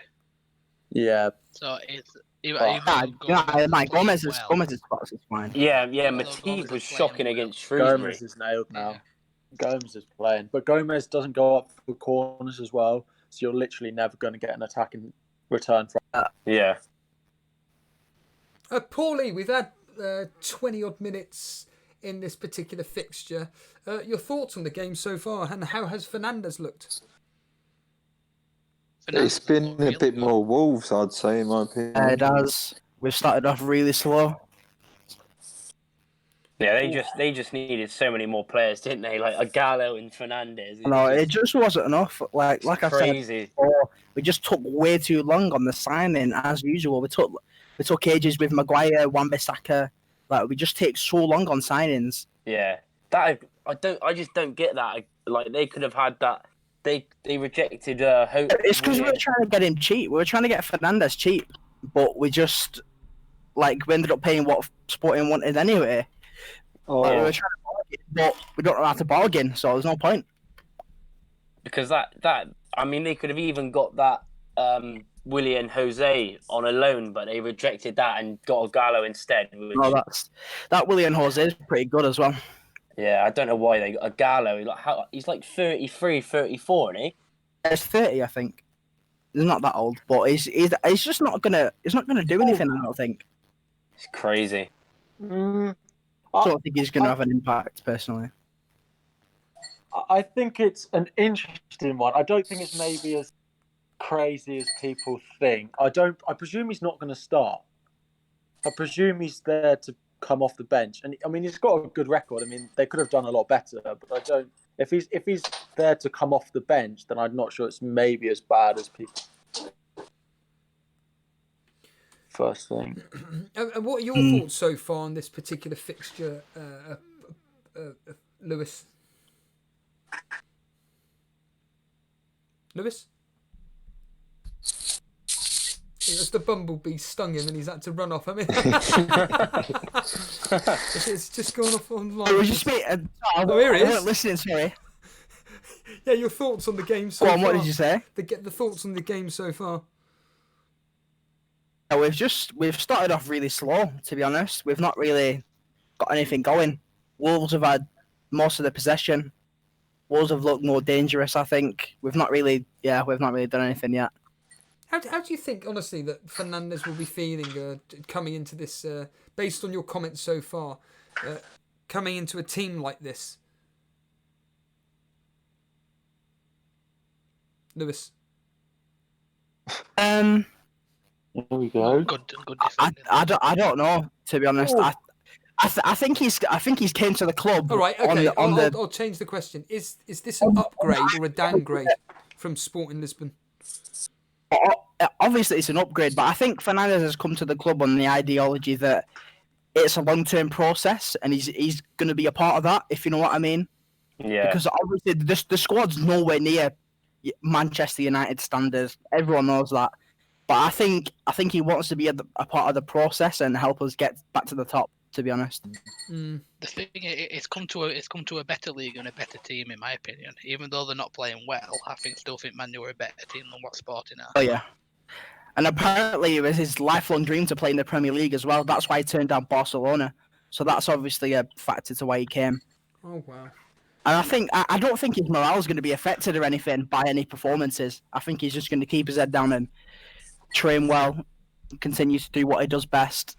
And eventually when we get the signings that we need to get and the squad that we need to have at Manchester United, then I think then he's gonna really shine. For now, I don't think he's gonna have too big of an impact. Obviously, I hope he does, but I don't think he'll. I think with the team, it's hard to do that. It's hard to just come into the Premier League and dominate. Yeah. Especially with Matic and people like that next year. Yeah, definitely. Mr. Anderson, you still there? Yeah. You've got the majority of your chips still left to play. So you've got your wildcard, your bench boost, and your free hit. When are you planning on potentially using these? Because a lot of people have been using their wildcard at the moment, and with someone like yourself in such a high position, have you any thoughts about what you're going to be doing regarding your chips? The free hit is gonna be used in the blank game week, but bench boost and wildcard, I probably use them back to back, like wildcard into that bench boost for the double game week. Still looking at it, not sure yet. Yeah, it's a popular strategy. FPL tips. How many chips have you got left? I've got all of them apart from my triple captain, which I greatly played on Sadio and Mane last week. So yeah, so that was great. I should have played it on Gaeta last week. He would have scored me more points. Anyway. So who? Hold a minute. Based on that comment, you only had one player from Liverpool. No. Gaeta scored. I should have played it on Trent last week, so I should have played it on. But I was always going to play on Mane, and it's a thing like that. Like the triple captain was based on everything good, but then he gets an injury. Like there's nothing you can do about that. It's not like you're going rogue and it backfires. So I mean, it's unlucky. But in terms of the chips, so same as what you were saying before. So it'll be. I almost played it this week because of my awful run, but I decided not to. So free hit will be 31, and then wild card around just after that, and then bench boost in one of the doubles. Yeah, I think that makes. I mean, I've got all my chips still. I mean, I'll ask you FPL tips straight. I mean, obviously you've got hindsight now, but how do you feel now you've used a triple captaincy on Mane that's completely failed you? How, in fact, just to add to that, how were you feeling when you saw him get injured or taken off in the Wolves game? So I was streaming live at the time, and when I saw him walk off the pitch, I just clicked end stream. I was like, I'm not having any of this. That was it. I was like, hang on, Mane's not running around here. He's walking off. He's going off injured.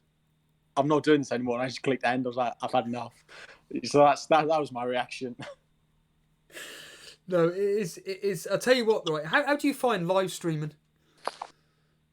I find it quite good. I mean, I don't get the viewing the YouTube. I find it quite fun, to chat to people, because I don't chat to people like at work or anything, or my mates the level of fantasy football that I talk with people on Twitter. So it's nice to chat with people. Do you do it on Twitch?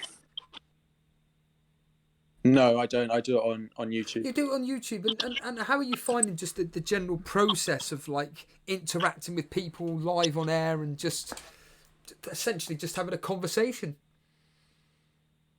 Yeah, not bad actually. I quite enjoy it.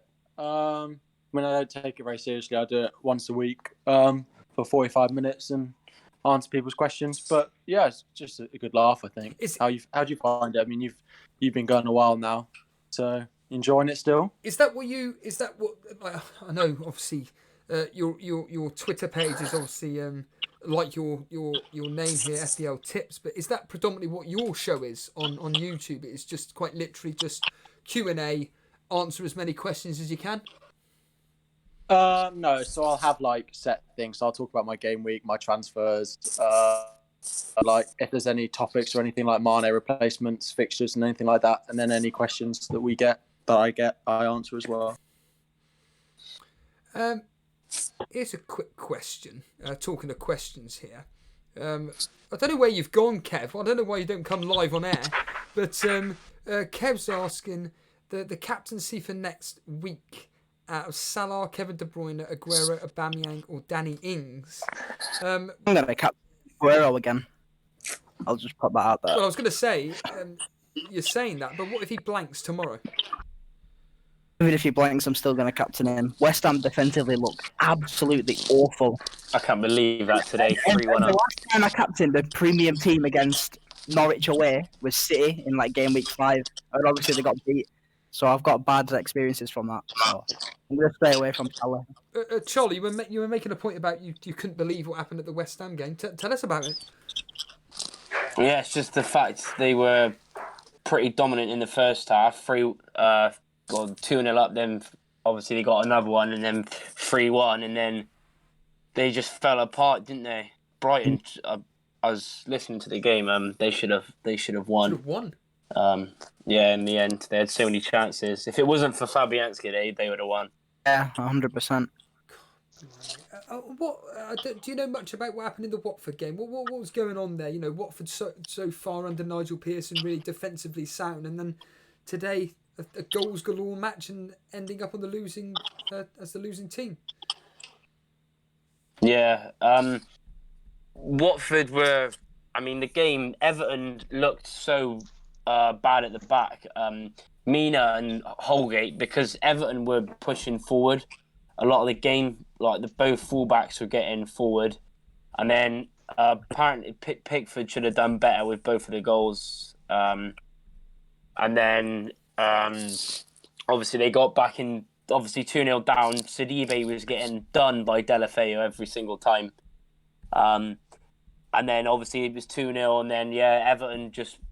It was crazy today. Like Mina got 2 goals, and then Rudiger got 2 goals, Ake. and then Ake scored. Layoun in the game against Everton the other week got 2 for Newcastle, but it was crazy in the end.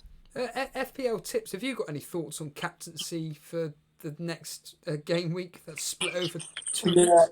Yeah. So there's like a couple of things that I feel like you can take into consideration here, but one, they sort of argue against each other. With it being split over 2 weeks, if you captain someone in the second half of the week, you think that they're going to be fully rested for 2 weeks, so you know your big hitters are going to start. But then you've also got a week after the deadline that they could potentially get injured. Whereas if you captain someone in the first week, you know that at the presser on a Friday, if they're fit, they're going to be fit for the weekend. I mean, there's a few with replays coming up. yeah. Yeah, FA Cup replays, yeah. So I think personally, well, it's currently on Salah, but I with my rank, I do own Mahrez, and I wouldn't be surprised if it ended up on him by the deadline. Mahrez, really? Yeah, just that West Ham defense looks so bad, and if I know Mahrez is going to start, which okay, you kind of don't, but you know what he can do when he scored that 17-pointer, which He's been doing well, hasn't he? Yeah, Mahrez. so you He's know been one of what their best he players. can do. I have to say, I think he's their best winger at the moment on form wise. Yeah, but unfortunately, like you said, if you don't know, you don't know where he's going to start, and also, he is going to be a huge differential. I mean, there is also the chance that, he is just benched, but yeah, God, is it worth the risk? Do you want to? That's going to be on Sunday the 9th. I mean, let's just quickly look through some of the more better fixtures. So, like you just said, Man City versus West Ham, obviously. I mean, what about Kevin De Bruyne? Is he an option? Yeah, 100%.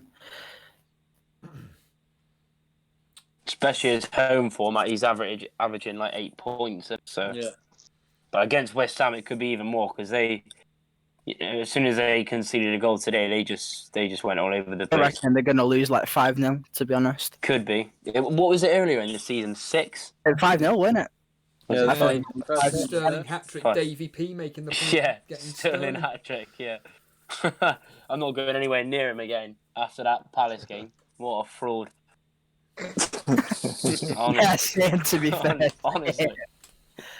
I've had enough of him. Yeah, have you felt, Charlie, since that a few weeks back when you captained against Crystal Palace, just Sterling in your mind, he's just out of your head now, just get him gone? Yeah, he's been against United as well. He had a lot of chances again. He's just going for a rough patch. What do you think's over the up last with him? Just confidence?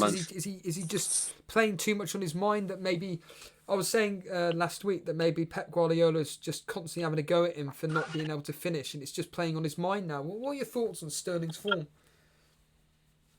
Yeah, it's just because even last year he had a really good season. Started the season well. And yeah, it's just strange. He's still getting the chances. I mean, it's not like he's, having one shot a game, Like against Palace, he had so many chances. He's just, something's not right, is it? His focus on the game or Pep Guardiola going on, but he got to sort it out because Sané's back in training now as well. So that's another Sané back in the team. He's a quality player, I'm going to go and eat dinner. I'll catch you in a bit, yeah. Cheers, Phil. Thanks, mate. Yeah, you've got more than welcome to come on any time you want. Murphy's clearly asking for dinner as well, so he's going to be wanting to be telling me to the grill. No, exactly. Obviously, I'm not going to be doing a specific preview for the upcoming game because we got next week to be doing that. But I'm just seeing Chelsea versus Man United here. I'll tell you what, if Man United win tonight, how close are they? Sorry, to Chelsea. 2 points off, I think, or 3. It's 2 or 3. 4, isn't it? If Man United, it would be 4. Yeah. It's 4 because they got a draw. Yeah, 4 points. So if they win tonight, which in fact, Paulie, what's going on in this game? Because to be honest with you, hold on, Traore in the box has just smashed one wide. Paulie, it sounded like a pretty poor game, to be honest with you. Your thoughts? How are you so far ahead of my telly? The radio. Oh, I was like... I know, he's a bit ahead of me as well. I was wondering. I was like, Traore smashes it wide, and they're like, Wolves are on the halfway line. Like, there he is. What's Paulie disappeared for? Paulie, you're back with us. Yeah, can't get a word in. I got AFK. The forum's yours, my friend. What's going on in this game? Because it's just sounded terrible, to be honest with you. Yeah, I think Wolves have been the better team so far. They've created the most chances. Fernandes has had a shot that went just wide, and Traore's just had a shot now that went just wide as well. Neither keeper have been tested yet. From an FPL perspective, how are Jimenez, Traore, Fernandes, Martial looking? What are your thoughts? Fernandes is looking lively. So is Traore, and Martial and Jimenez. They just both seem to be. They look like they're being man-marked at the minute. They've not really had. Yeah, they've not done anything. Both of Jimenez is having to drop deeper to get the ball. Martial's just staying up on the last man at the minute. FPL tips, your thoughts on? We've already mentioned about Fernandes, but do you always get a bit wary of people that have come from abroad and coming into a new league, or do you think no, this guy is a world-class player? I don't think it really matters. Let's just stick him in our teams no matter what. If he does seem to be performing quite well, which is what Paulie's kind of saying at the moment. No, I'm pretty wary of when someone comes in. I mean, especially in the start of the season when someone comes in over the summer, I sort of make it a rule that I just don't really go for new signings because they might look good in friendlies in the pre-season, but you don't really know. And I think there's enough good options that you don't need to start taking a risk on them just yet. The question for you, FPL tips, is Leicester assets. I got rid of them last week. I wish I got rid of them sooner. Your thoughts on Leicester assets? Let's be honest here, Vardy, Sayuncu, Maddison, is it just get them gone? Mm-hmm. So, I mean, I think it's a bit different for the three of them. So with Sayuncu, I think it's time to get rid of him, their defence. I think Maddison is probably time to get rid. But the only thing is, when it gets to game week, I think 28, when they then have Norwich, their fixtures are really nice. And the fact that I plan on holding Vardy and he's the only one I own. But from that point, his ownership is going to be so low. And that fact that I will still have him is quite appealing. And I think with those fixtures, he could start to prove that sort of people are selling him wrong. But over the next couple, I'm not particularly confident. Bilal is asking, well, not asking, he's saying, if you own Harvey Barnes or Perez, keep them. Charlie, your thoughts on Harvey Barnes and Perez? Are they worth keeping or even buying? Harvey Barnes has been looking good, to be honest. He's been on quite a good run, scoring as well, because I know he was having a lot of chances. And because how much is he? He's quite cheap, isn't he? Like 5 point something or 6? 6 mil, 5.9. Yeah, I think Barnes is pretty much going to start every week. He's been starting loads. Yeah. Perez is he's good on his day, but he's so inconsistent, isn't he? I'd stay away from Perez. I've owned Perez, and it's no. I'd honestly, I'd advise anyone to stay away from Perez. Harvey Barnes has looked really good though. If you're looking for, I think Barnes is a good option, but I wouldn't go personally because of the inconsistency. I wouldn't go with Perez, but Barnes is a good option. Yeah, I think there were those stats that came out last week of how Perez does when Vardy's not playing, and he does so much better without him, which is why over the past few weeks the people have been looking at him because he's scored. Yeah. But it tends to happen when Vardy's not on the pitch. But in game week 27, I think it is when the Leicester fixtures turn. Someone like Barnes at only 5.9 could be a really good differential. Hold up. Oh, Fernandes coming extremely close there. Paulie, tell us about it. You're so far ahead of me. I know he's loads ahead of me as well. Luke Shaw pulled the ball back and it came out to the edge of the box and Fernandes hit it first time and it went straight down the middle and Patricio saved it, caught it. Bruno Fernandes again trying to set up Martial. He has looked really lively, Fernandes, to be honest. I'll tell you what, if he does anything tonight, assist or a goal, I think a lot of people are going to jump on him. I really, really do. There's Lewis, I'll ask you. There's just so much potential with this Manchester United team, and getting someone like as creative as Bruno Fernandes. If he was to get an assist tonight, do you agree that he'll have mass sales in? Oh yeah, 100%. But I can't really get him in because I've got Martial as well. But I think if he is delivering, then I'm going to get him in on my wildcard in a couple of game weeks, and I think a lot of people are as well. especially for the free hit that people are going to be doing in 28. I think he's going to be in pretty much everyone's team. I think he's going to be a key asset to one. Yeah, absolutely. FPL tips. If you were to do a wild card right now, which players do you think are an absolute must-have to own at this precise moment? So I've looked at this because I almost played my wild card. So I'd have Henderson in goal with McCarthy ready in the other spot for the double game week. In defence, I'd have Trent and another Liverpool defender, depending on budget. I've currently got Robertson, but if I was on a wild card, it might be Van Dijk. And then probably the other three would be sort of rotating. So it would probably be Stevens of Southampton, Lascelles and Egan. But then De Bruyne, of course, Salah or Mane, either sort of a coin toss. And then a front three of Ings, Jimenez, and then a premium. So Vardy, Aguero or Aubameyang. Vardy? You'd still keep faith in Vardy, would you?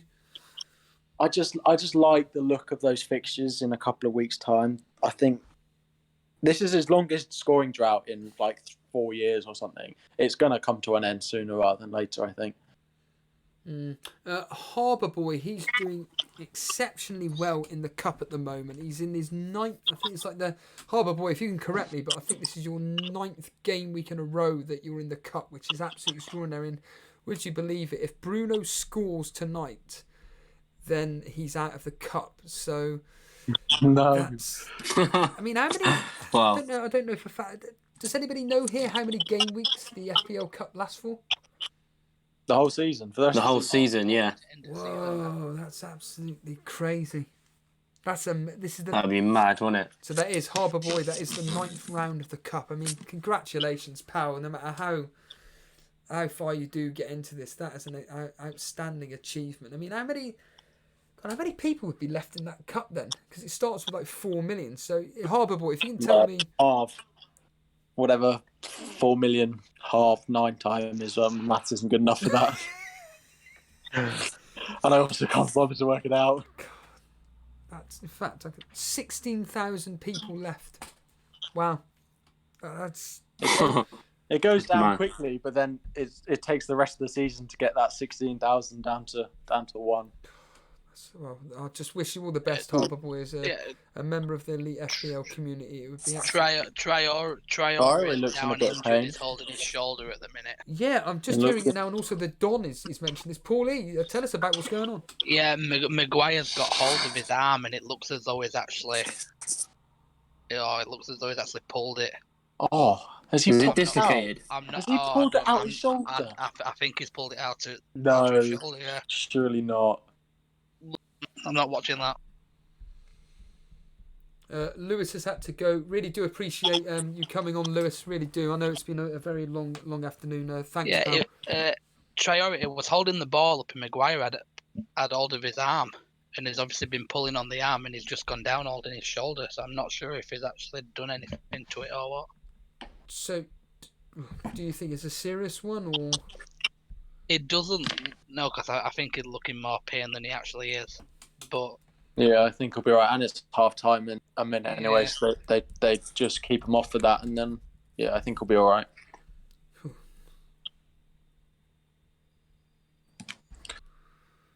Well, so it looks like he's okay, yeah. Yeah.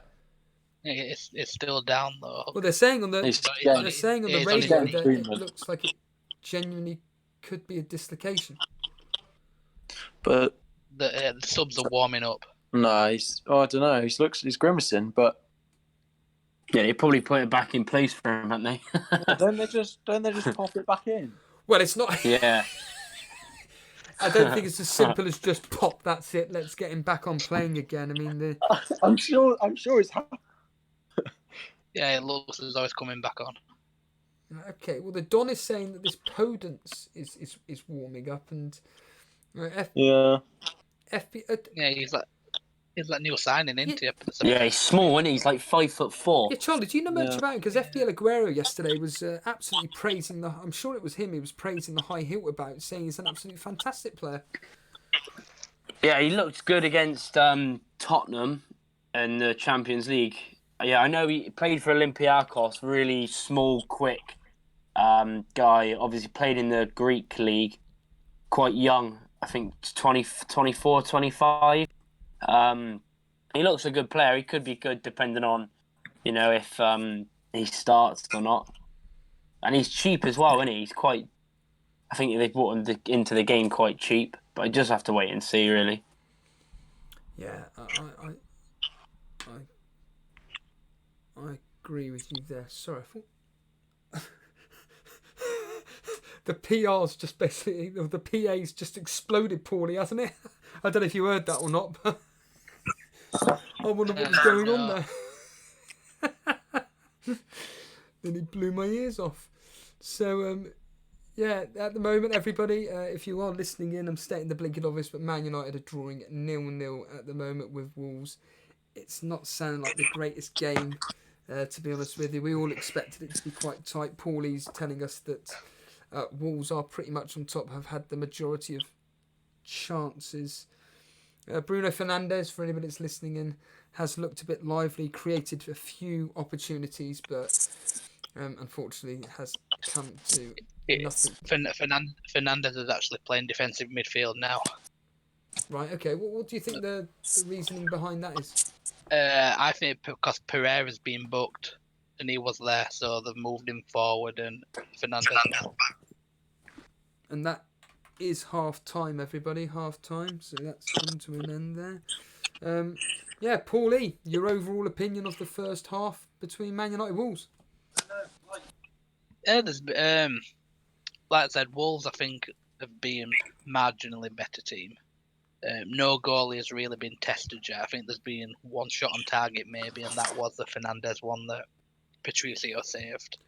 Other than that, it's getting into the area, but then it's not getting any further.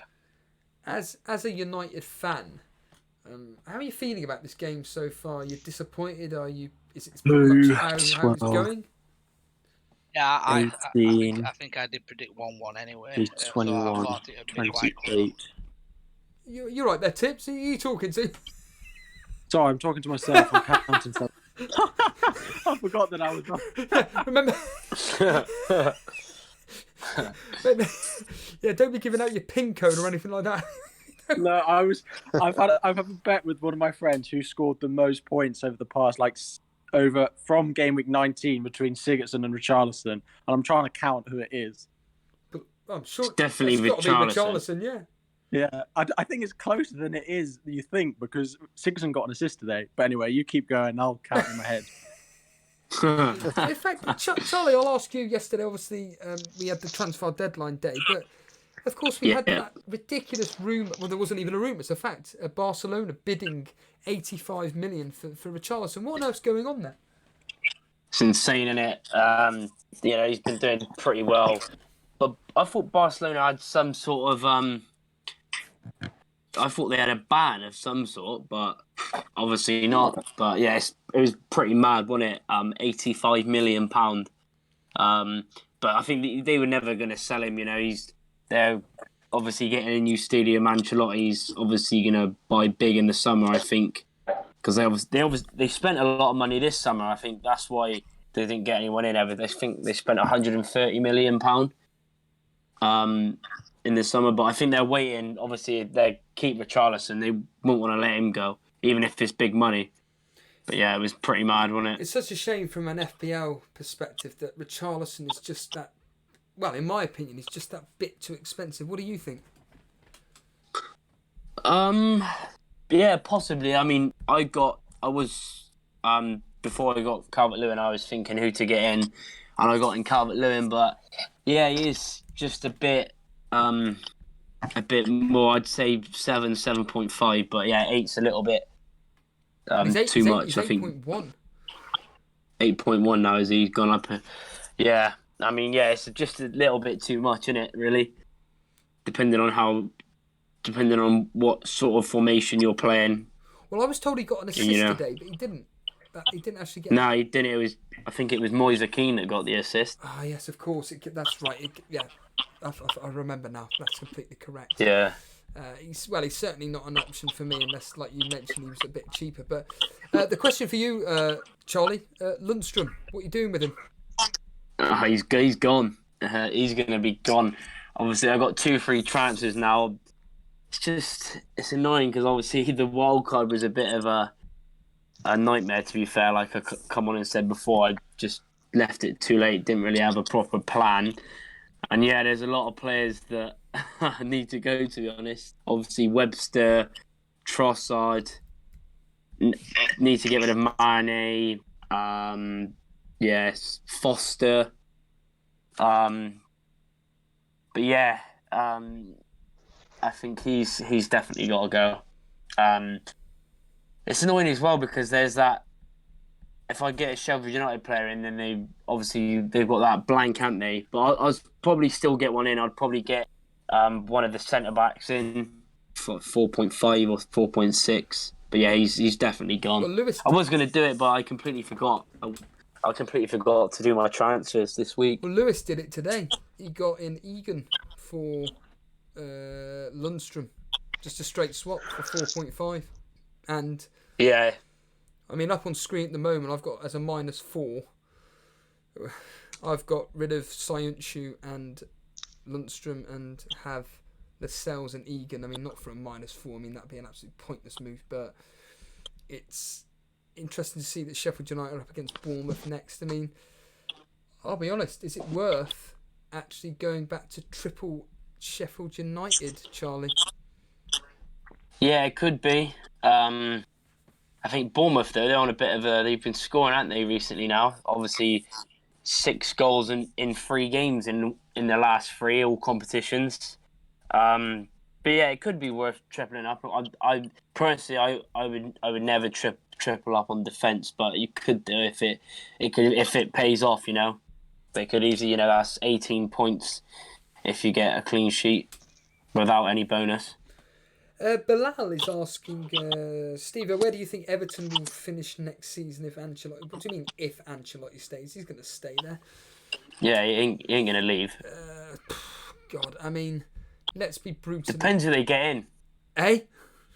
Depends who they bring in. Yes, of course. I mean, let's be honest here. I mean, I'll try and... what I'll do is I'll actually go on the internet and I'll go to the table and I'll just quickly find out... let's be realistic here. So the top 7, all those places are going to be taken. So once I can bring it up here, so you're going to have the top. If I had a pen on me, which I don't, of course. So the top 4 are going to be what? Let's be honest here: Man City, Liverpool, and then you can choose. It's the usual story, isn't it? Barring Sheffield United at the moment. So you've got Liverpool, Man City, Chelsea, Man U, Tottenham, Wolves. They will usually take up your top 7. And then Arsenal, that makes it top 8. This is for next year, barring some freak results, i.e. Sheffield United this year. I suppose realistically, Everton may be where they are now. 9th, 10th.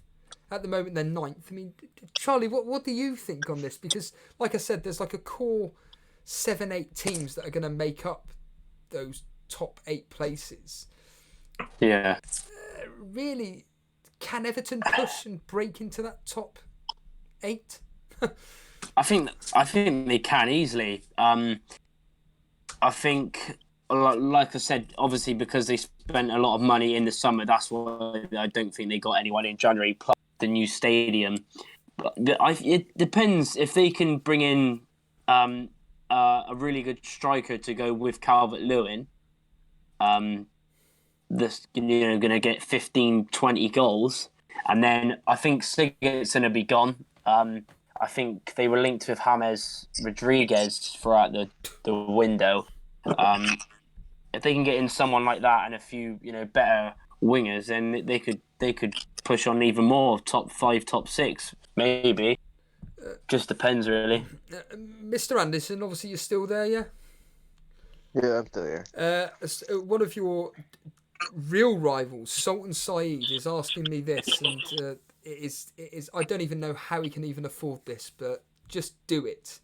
He's asking me, should he do Lundstrom and Mopé to Van Dijk and Aubameyang for a -4? I mean, I'm not even going to answer that. I think that's just a ridiculous question. But Mr. Anderson, your thoughts on that? I don't know how he's doing that, but 100%, yeah. yeah. Go for it. I was thinking of Aubameyang this week too, but I kept Vardy because I didn't want to take a -4 for him. Here's a question for you. How many, when you're playing this game now, because you're doing so well, you've just said that you didn't want to take a hit. Are you now wary of taking hits? A little, but it really depends who I'm bringing in. If I think he's going to outscore who like the hit, like he's going to cover the hit, then yeah, I'll bring him in. Because obviously your rivals above you, i.e. Juggernauts and Armand, well, it's only, blimey, you're third. I thought you were fourth, so you're third in the Cash Money League. Wow. So Juggernauts is having an absolute, like you. I don't think you've moved from the top 4 all season. Andrew Fong, who's top at the moment, joint points with Juggernauts. And then you're only 3 points behind these two guys here. Blimey, is that actually genuinely one of your strategies, though, not to take hits? Because this season, it looks like you've taken 3 hits. 4 hits all season, including this game week. That's crazy. Yep. The team has just been playing well, so there's no point of me switching it around too much, so... And didn't need to take any hits.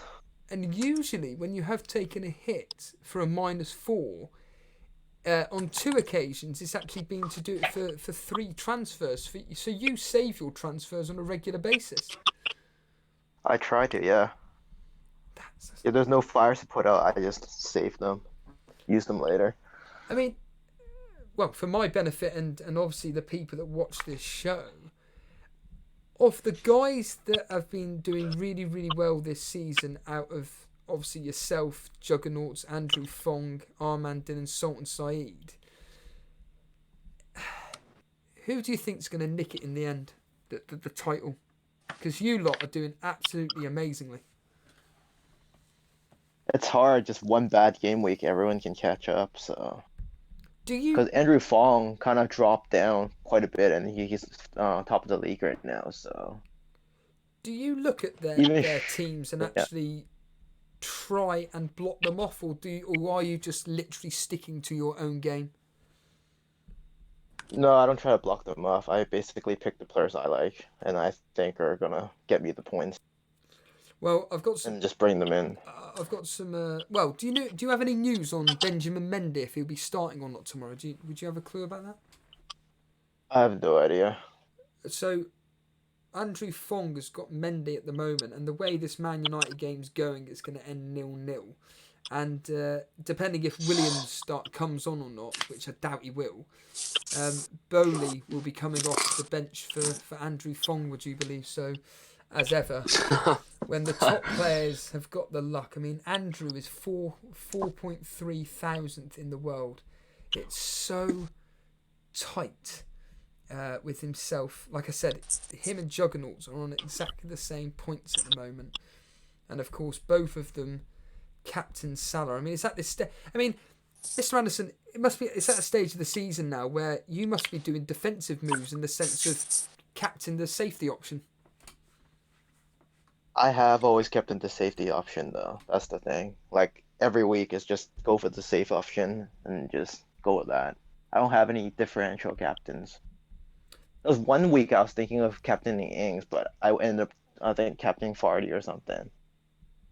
And how did that go? Bad. I think Ings got like 13 points or something, and then Vardy got like 2, so... I'll tell you a player that I'm a bit... Well, not obviously, it doesn't concern me, but somebody that you could be worried about is, Block FPL?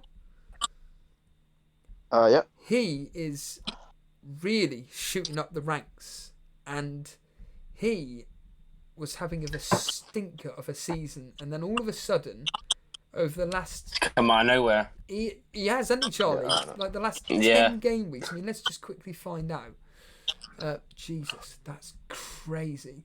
So since that's why I said it's very tight, because that's like nuts. I shot up the rank that week when Otamendi scored. So Well, in Block FPL's case, since game week 11, all he's had is green arrows apart from in one game week.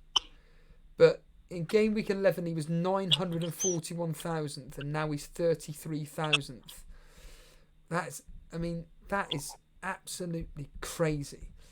This particular game week, he's on 49 points. Of course, he captains Salah. He's got Traore playing now. He's only got one player left in De Bruyne. It's just weird. I mean, when I look at his team, Charlie, and I just see Pickford, I just think a player of his quality, as in Block FPL's FPL quality, I just think, why on earth has he gone with Pickford? But you would think that now he's probably going to bring in Henderson, wouldn't you think that? Yeah, maybe. Especially Everton's fixtures go quite bad now. I think they got Palace at home next week, which they'll probably keep a clean sheet. Because Palace is shocking, even though they scored 2 against Man City. But yeah, I think if he keeps him for that, then he'll get him out then probably. Yeah, the Everton's next fixtures after Crystal Palace, he said, is Arsenal, Man U, Chelsea, Liverpool, Norwich, Leicester, Tottenham. Absolutely horrific fixtures at the moment, and after that particular thing. So it'll be interesting to see, obviously, how Block does. And well, Block does a YouTube channel. So I mean, FPL Tips, are you still there? Yep.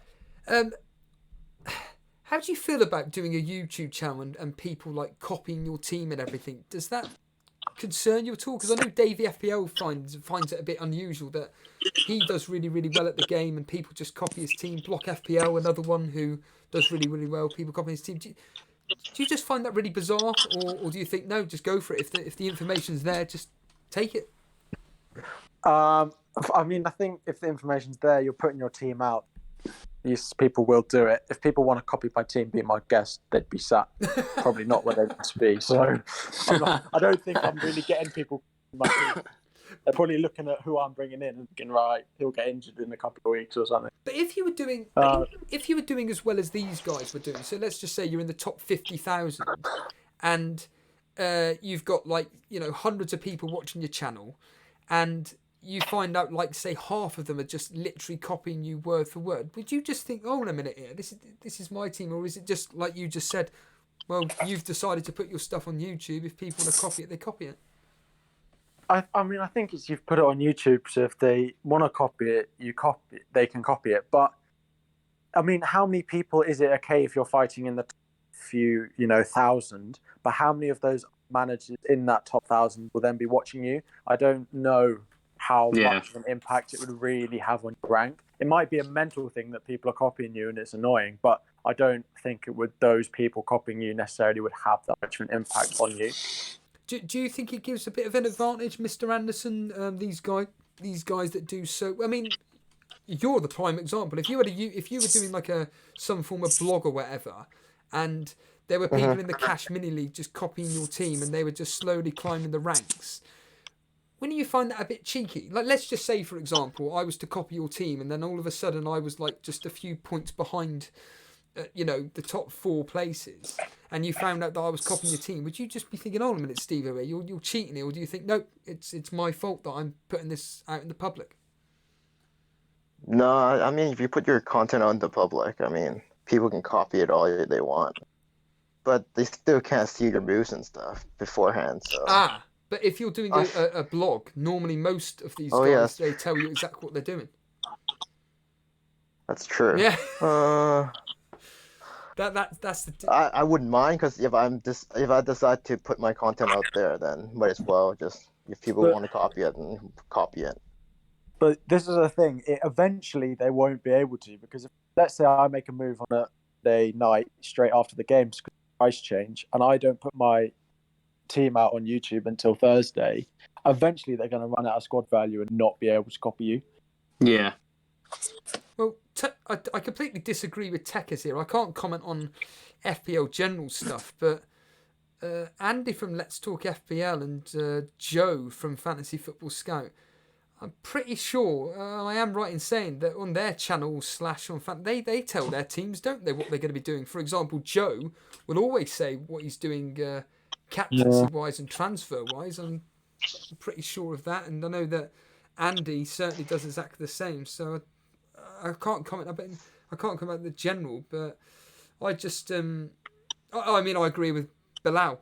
I think it is boring copying a team. I mean, who is it here saying that? It's Gravy Dave, of course, saying that Jason has been copying your side all season. I know that's a bit of a tongue-in-cheek comment there, Gravy Dave. But what I would say is that I do generally do think that I do plant some ideas in Jason's head, and he decides to go through with it rather than, ironically, me going through with it. Although this particular game week, obviously, we haven't spoken to. I've already said this. His transfers were excellent. I mean, Sultan Saeed, a lot of top managers on Twitter post their team very early, so people copy without prices affecting. That's true. I bet Krypton Mickett saying I bet at least 50 players would have copied Andy completely this season had it not been for the hack. That's very true. Yeah. Tekker's making the point. Joe and it's Andy not make fun, suggestions, though. but they do change their mind and don't tell. Yeah. Well, yeah, but with give or take good faith, then, you know, I think the majority of the time they do go through with the moves that they say they're going to do live on air. Gravy Dave asking this question for me to ask you guys. I'll start in chronological order, but before I do, Paulie, how's the second half started for this particular fixture? Has there been any changes at half time, maybe to Traore? No, Traore's come out for the second half. There's been no subs. It's just basically the same as it went for the first half. Wolves are they're in at the minute. Yeah. Handball appeal. Handball? On Wan-Bissaka, yeah. No.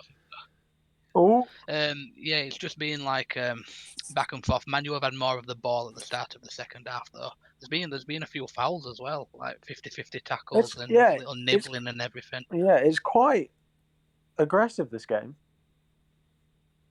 Tell us why, FPL tips. What? I don't know. There's just a lot of tackles, a lot of little niggly things going on that's been going on since. I mean, it's hit Wan-Bissaka's hand, but there's nothing he can do about it.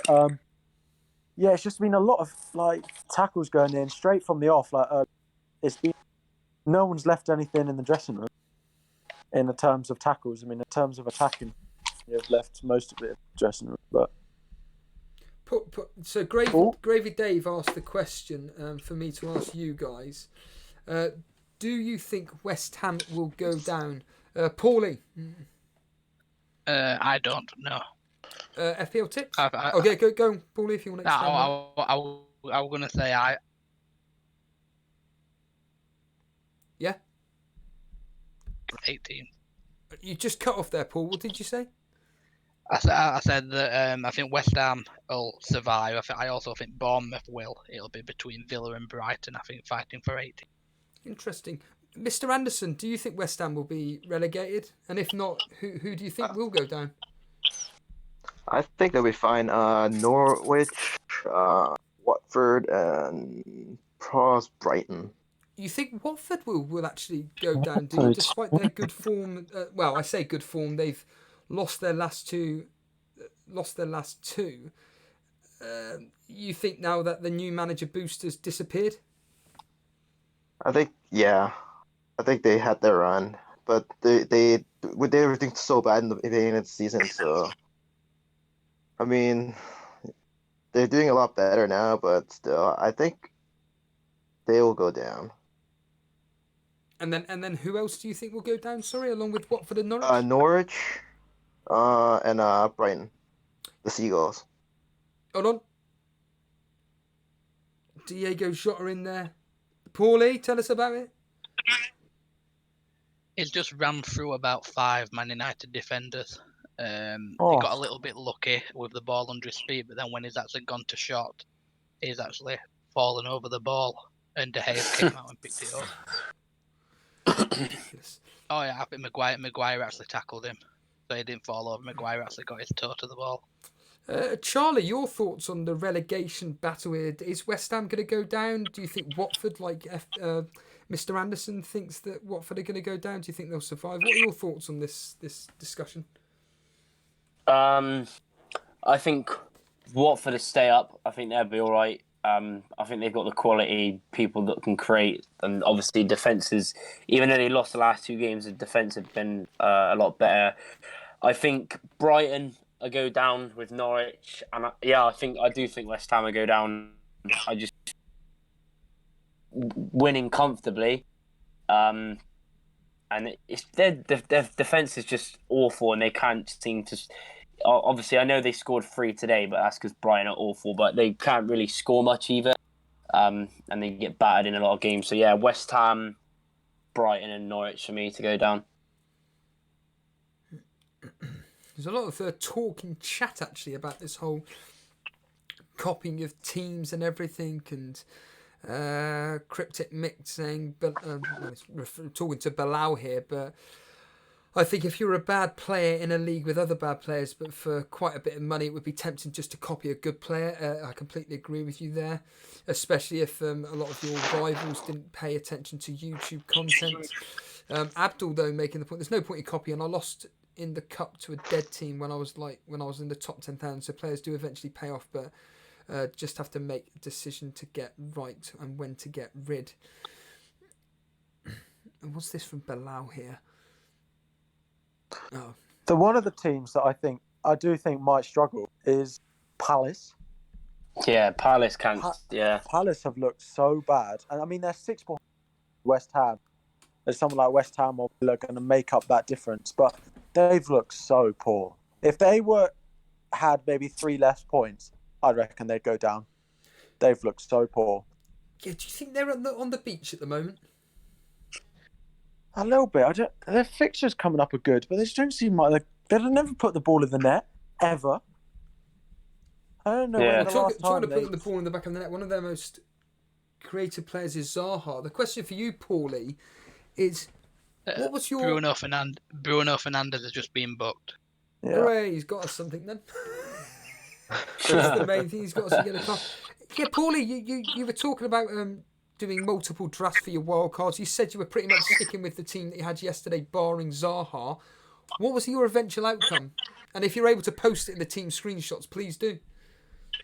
I kept the same team, so I kept Zaha in. Why? So the team, you know as much as me, Steve. No idea.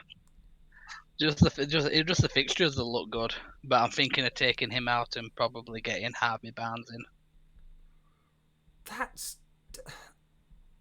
But there were so many options for you to get rid of Zaha for someone else, and you there's just no reason. You just don't know why you've done it. Well, there were better players out there. I just couldn't make my mind up who to actually put in, so I just left him in just with the thought that he might actually do something, and he didn't. What are your thoughts, Charlie, on Paulie having Zaha in his team? I'll bring it up on screen now for people to see what his team is. But yeah, Charlie, what are your thoughts on it? Like you said, there is a lot of. It's quite hard when you've got options out there with that sort of thing. The thing is with Palace, they've only got him. That's pretty much the only thing. They've only got him, so he's the one creating. And then I mean, today they had Ben Teke in the box. He's got 1 or 2 goals in like 100 appearances for Palace. I mean, you can't exactly blame Zaha. It's just, but yeah, when you've got Tosun, because Tosun's injured as well now.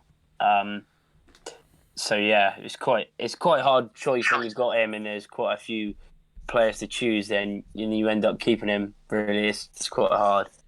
Yeah. So Paulie's team, for anybody listening on audio, is Henderson in goal, Lascelles, Trent, and Van Dijk. So straight, I'll just ask the question. You go with double Liverpool defence. Is that just shot coming in there, Paulie? What's going on? Yeah, Fernandes with a free kick about 25 yard out, and the keeper saved it. It sounded like he's very lively, Paulie. He is lively. Every free kick and corner that Man U have had, Fernandes has taken it. So it looks like he's now on set pieces for him. Yeah, he's going to be on it. He's going to be on every single set piece, even penalties probably. Do you think Ollie has just said to him, have some fun? No, I don't think Ole's ever said that. So back to your team, Paulie. You went with double Liverpool defence in the end. Is just quite simply the fact that Mane's out, and you just thought, do you know what the safety option is? Just going with double Liverpool defence. Yeah, and I also looked at the fixtures, and then I thought if they've got a chance of keeping clean sheets, then they've also got the chance of returns themselves. So Alexander-Arnold, free kicks and corners. Apparently Van Dijk should have scored today, and he missed a really good chance. So that could have been extra points there. I didn't fancy Firmino. Just realised Henderson, Lascelles, Alexander-Arnold, and Van Dijk have got you a huge points return. Yeah, they all got clean sheets, and Henderson got 7. He's on for 3 bonus points as well. Wow! And then your midfield 4 of Grealish, Salah, and we just talked about Zaha, De Bruyne, for obvious reasons. Then up front, Aubameyang, Ings, and Jimenez. So just like FPL Tip said, going with Jimenez and Ings along with one premium, and you've gone with the Aubameyang route. Now, obviously, that the game has started. That's your team. Are you happy with it? Yes or no? Yes, I'm currently on live 67 points. Jesus. With De Bruyne and Aubameyang him to play tomorrow. Wow. And what rank will you be with this live rank? I've gone up from 660 to 422,000. Goal! No, one matter, Paulie. Yeah, one matter at the edge of the box. It's gone about an inch wide. How are you guys? It would have been a Wan-Bissaka assist. That's crazy. I mean, to rub it in FPL Tips, when we have G Wiz on, he's on some other stream, shall we say, and he's actually on level with my radio. So that's. What are you watching it on? I'm watching it on Sky Sport. Yeah, I've got it on Sky Sports as well. Oh wow! So I wonder why it's so far. But is this an app or is it on TV? I'm watching it on my You're telly. about 2 seconds in front, Steve, I think. You're even in front of me, and you're also watching it on Sky Sport. I need to phone up Sky. Get this sorted. That's crazy. That's absolutely nuts. Does anyone know what the average is? Sorry. Before this, it was 50. Yeah, but that was the top with 10,000, wasn't it? Yeah, with 3.5 to play or something. So what about the average of everyone, not top 10? It was 40, I think, or 38. Oh, thank God for that then. So it should be going up. Bonus points? Yes, I think so. But it's like half to play left, the rest of them. I wonder what. And I looked earlier. You've just reminded me, guys. I'm gonna quickly go through what the bonus points are for everybody, because it'd be interesting for me to find out what it was. So for Leicester Chelsea, it's gonna be Rudiger on 3, Mason Mount on 2, and Tielemans getting 1. Bournemouth versus Aston Villa, bonus points wise, it is going to be 3 for Billing, Samatta with 2, and Ake getting 1 there. Crystal Palace versus Sheffield United, Henderson getting the 3 bonus points, Norwood and O'Connell, and it looks like Basham maybe sneaking in with 1 bonus point as well. Liverpool versus Southampton, Salah of course getting the 3, Henderson, Alisson again getting bonus point. Yeah. That's a bit harsh, don't you think? From Firmino owners like Phil, who got 3 assists, that's very harsh. It's because the first half, Southampton should have scored. They had so many chances in the first half, Southampton. He obviously saved them again. It's very, very unfair. Newcastle, Norwich, Fernandes on 3, Krul on 2, and Hanley on 1. Watford versus Everton. I'm wondering. I doubt it if Holgate gets anything, but nah, he's not. Nah, he got a yellow card as well. Ah, blast. Okay, so Which is annoying. It's Mina with 3, Sigurdsson with 2, and Walcott sneaking it. Well, Walcott just ahead of Holgate by 1 point. So Yeah, it's annoying, that is. and then West Ham, Snodgrass with 3, Gross with 2, Proper with 1. And in this particular fixture, Man United versus Wolves, where it's 0-0. Not the greatest of game. This game is finishing 0-0. Don't know why I'm wasting my time watching this. There's just been a yellow card to the Wolves manager. Oh really? What for? He was complaining about a tackle. Well, at the moment, the bonus is going to Wan-Bissaka on 3, Matinho and Lindelof on 2, Maguire and Matinho with 1 apiece. Well, really, At today has been... least if it finishes 0-0, Martial will get 3. That'll do me. Today really has been all about Salah. Let's be honest here. If you captained him, congratulations. Thank God. Because thank God. Is he back to his best? FPL tips? Who, Salah? Yeah. I think so. So I made my transfer at about 1 a.m. last night to do Mane to Salah for a -4. And I thought, I don't know about Salah. And I went and looked at his points, and his returns actually go back quite a long way. Sort of 6-7 game weeks that he's been getting these returns from. So, yes, I think he probably is. But whether he's a better asset than Mane is then a whole different question. Uncle Juicy TV. Sorry I'm late, Steve-O. Did you captain Salah today? Have a guess, mate. No. Simple. Here's a question. Is Bowley an option now that he's back? Crip Mick saying Wolves are solid with Bowley. Is he an option again? Yeah, 4.8 years. I think he's a nice option now. Phil's back. Yeah, just, Curry was nice by the game. We were just saying, Phil, it must be very, very frustrating that Firmino looks like he's going to miss out on 3 bonus. Yeah, it is what it is. FPL lost the scribble season, so 3 more points, haven't they? Paulie, you were saying about Bowley. Just what were you saying, mate? Yeah, just saying that he's looked solid. He's not put a foot wrong.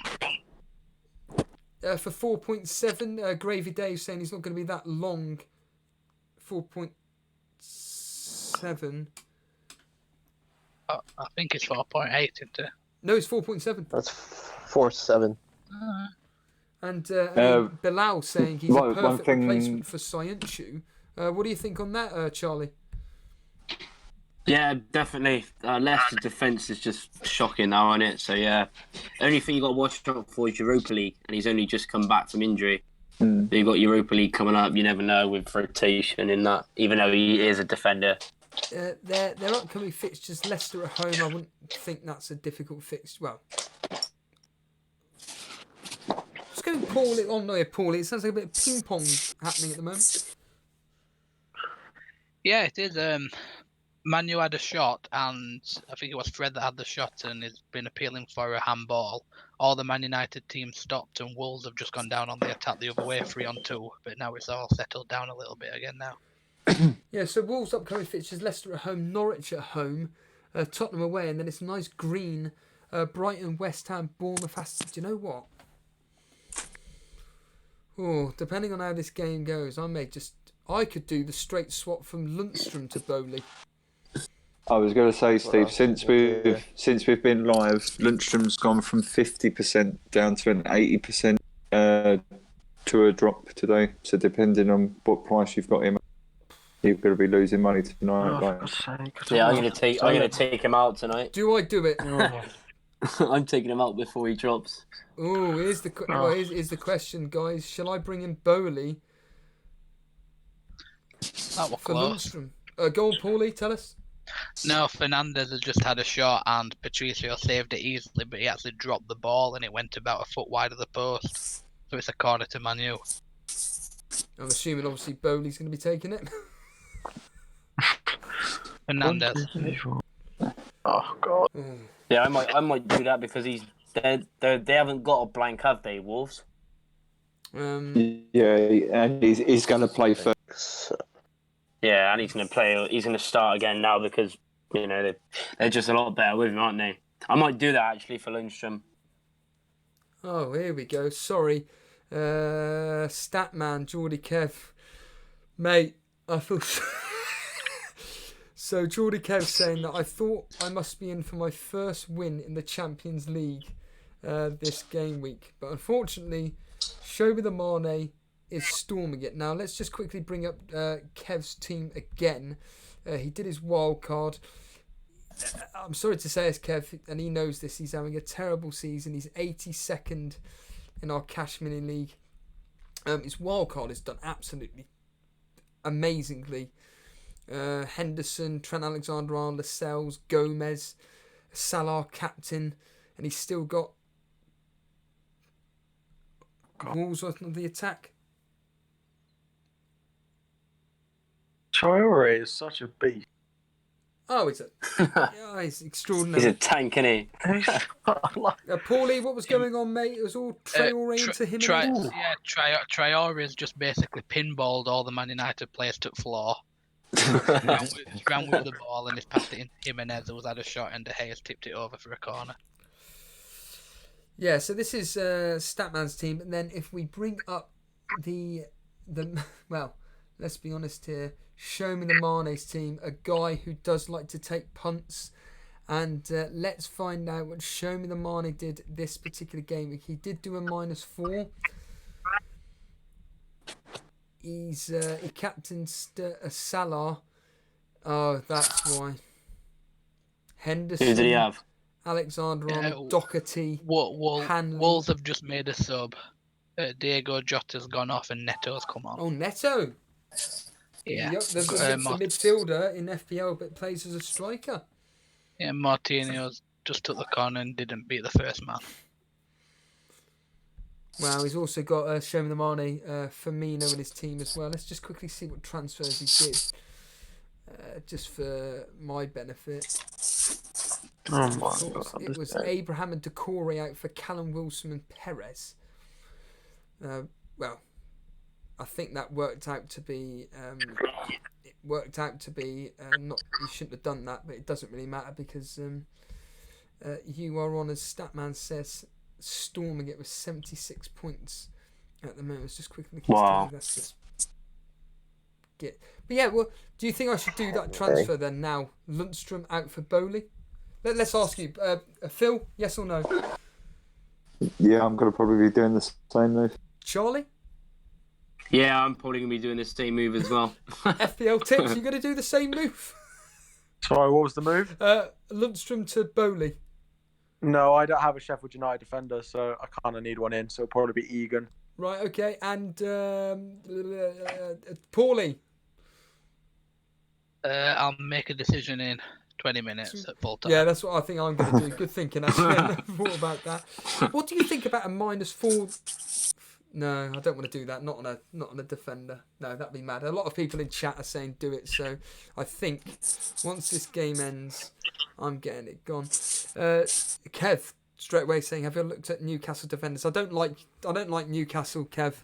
I don't care what people say. No, Newcastle's a good team to be jumping to. After the Arsenal game, they'll probably keep 4 clean sheets out of 6. Probably. I'd say.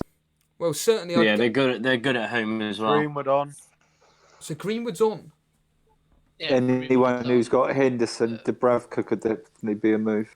Who's gone For on? Martial's 28. gone on the wing, I think. Pereira's gone off. Martial's come out to the left, and Greenwood's gone straight up I'll front. tell you, I'm going to go mad if Greenwood scores, because that's going to sum up my week. That I start Martial and Greenwood's going to score on my bench. And I've got Scientia as first, so Greenwood as second. Well, if Williams doesn't play or come on, then I may get Soyuncu and Greenwood coming on. So I'm hoping Greenwood scores. Hoping. What do you reckon, Paulie? Will Williams come on, do you reckon?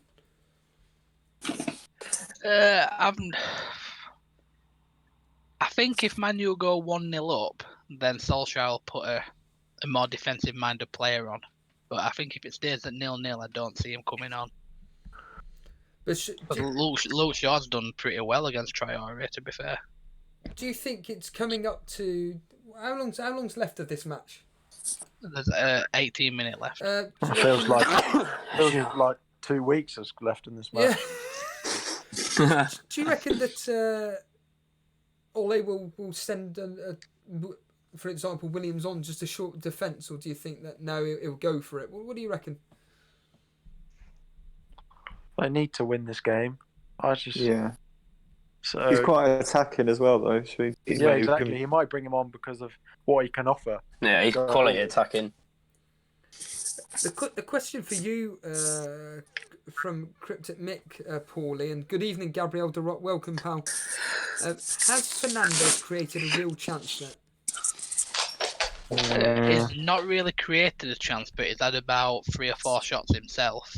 Yeah, and also whenever he does look up, and he's always looking for that ball over the top to Martial, sort of.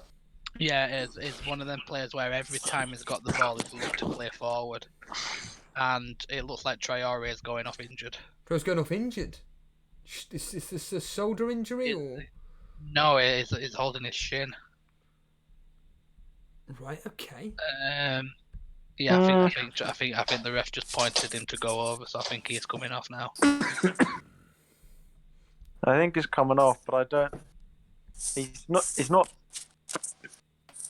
He went in with a tackle with Luke Shaw. It's just short replay, and it's come off hobbling a little bit. Yeah, he's one that he'll be fine, but he wants to stay on. He's doing a Kepa. Yeah, it looks as though he is coming off in that new player coming on. Doing a Kepa. Oh, we've got the new signing. I don't know what it's called. Yeah. Yeah. Daniel Podence. Yeah, he's getting his the midget on and everything. Yeah. He's so small as well. Watch when he comes on. He's smaller than Daniel James. Yeah, even he's like 5'4", I think. Especially when he stands next to Traore in a minute. Watch this. Yeah. I would just love a goal in this game, to be honest. From who? Anyone. Anybody or? Yeah, to be honest, to anybody at this point. but why though? Is it just because you're bored of watching it, or just to maybe spark some interest? Because I'm watching it, and I've wasted an hour and a half of my life watching That's a bit game, bad. which has just been so.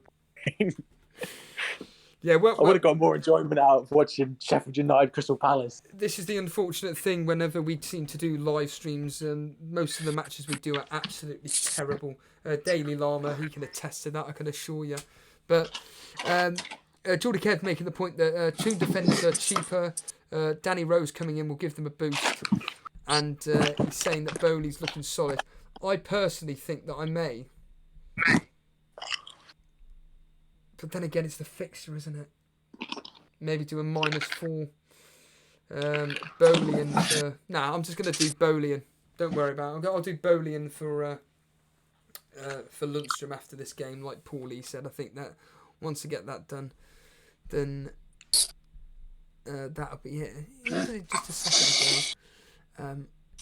Something there. I can't see what it was, but...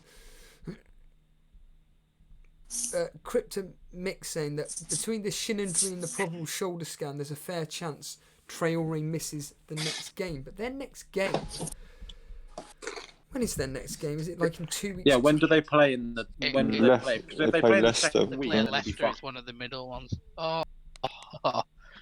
Matt has just been through on goal, and Martial's took it away from him. He was winding his foot back as well. Good work, Martial. That's what we like. Really good tackle that.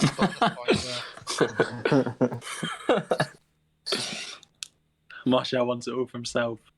Yeah, there's quite a while till the next game. It's Friday. Well, it's Valentine's Day, Friday the 14th of February. So 2 weeks time, basically. And Yeah, I'm sure Traore. He probably should be all right. Yeah, he'll be fine for that. I can't see. He's a tank. Yeah, he's an absolute unit, and for a player that can run that fast as well, I mean, the athletic genetics that he's got, crazy. Hold on. Greenwood, Paulie. Oh, he scored. No. Greenwood's shot. It's deflected and it wrong-footed Patricio, and he's dove back into the middle of goal and saved. Wow. I feel like Mata would have been offside. No. Yeah, it didn't take one Mata, it took two defenders actually. Oh, did it? Yeah, but he's still. I feel like he's interfering, isn't he? Maybe he's not offside actually. Probably would have stood. Yeah. Decent save that actually, especially with the two deflections. I don't even know if Greenwood would have got the assist for that. Lindelof got a yellow card if anyone owns him. Phil, a question on the Planet FPL day coming up. Yeah. How long will you be spending with the actual guys? Not literally with James and Sush, but just in general. How long will the day be taking place? Because am I right in saying they're covering the morning game, then the 3 o'clocks, and then the afternoon game? Is that right? Yeah. So I think, and then there's a final evening. I'm not sure what it is. They're planning on staying there to watch that. When is it again? It's the 22nd of February. Is that right? Yeah. So let's just quickly bring up the fixtures there. So it's Chelsea versus Tottenham. It's the early kick. You should score that. Yeah, and then Leicester. Is Leicester Man City? Yeah. Sorry, Phil. What were you saying? FPL tips? What's going on, pal? I thought Saïs had a chance. Box. But he's put it over. So yeah, go on, Phil. It's Chelsea, Spurs, and then Leicester, Man City. Then there's Chelsea, Spurs. Then they're doing an hour's podcast. Then they're stopping for drinks and the 3 o'clock game. You're looking forward to it? It's a good laugh. I like them two guys. How did listen to them. How did you get into them? Just literally last season when I started watching through videos, there was one of the ones that come up on podcast. So you've been with them for a long time then? Yeah. Do you remember their chip strategy one they done last season? No, they were talking about that on one of their shows, and basically they said that was one of the most popular videos they've done. It's supposed to have been really interesting. Because the way the fixtures set up, sort of 4 different strategies. So they had chunky chips, straight chips, cheesy chips, and curly fries. Was there 4 different things you could have done? Right, and just for me and the audience listening now, I mean, we've got ages left. I mean, can you just explain what that all means? So say one of the strategies was having a team, say the free hit was 30, you could do a team up until 29, play your free hit, and then carry on to do your wildcard and bench boost.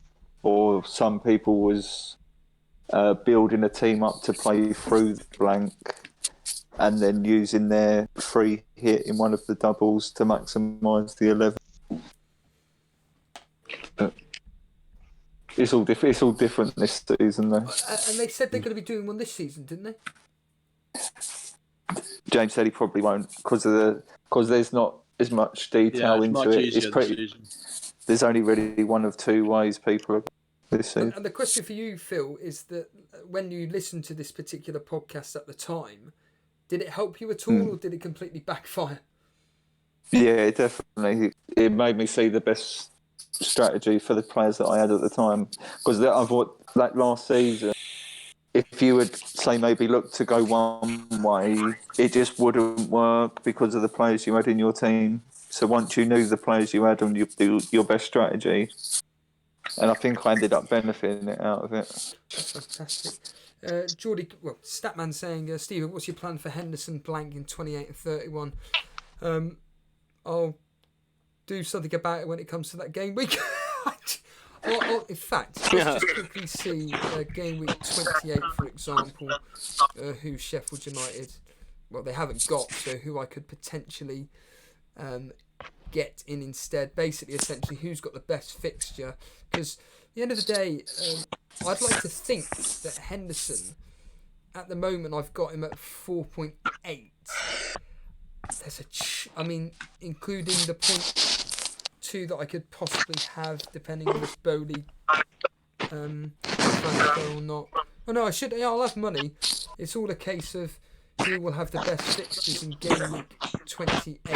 And looking at it off the top of my head right now, for a 5 million player, could be, I don't know, maybe Trizio, possibly, away at Spurs. Dubravka, Steve. Dubravka. If you're not, is he 5 million?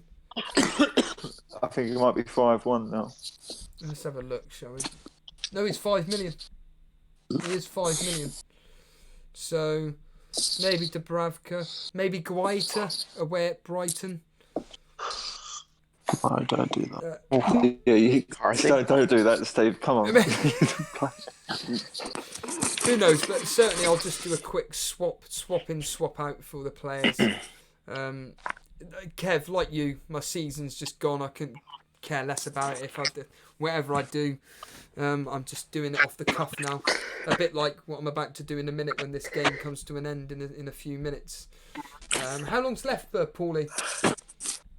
7 minutes. Luke Shaw's just being booked. Who's that there? Who's making all that noise? I can't hear Paulie over that. Say that again, Paulie. There's 7 minutes left, and Luke Shaw's just been booked. Oh, any sign of Williams coming on, or no chance? I've not seen him. The Man United bench looked they were just all sat down watching the game when they showed it a minute. Oh, another awful game between the two teams. Yeah, well, are you watching the game, Charlie? No, but the way it sounds like an awful game. Yeah, well, FPL Tips going to test that.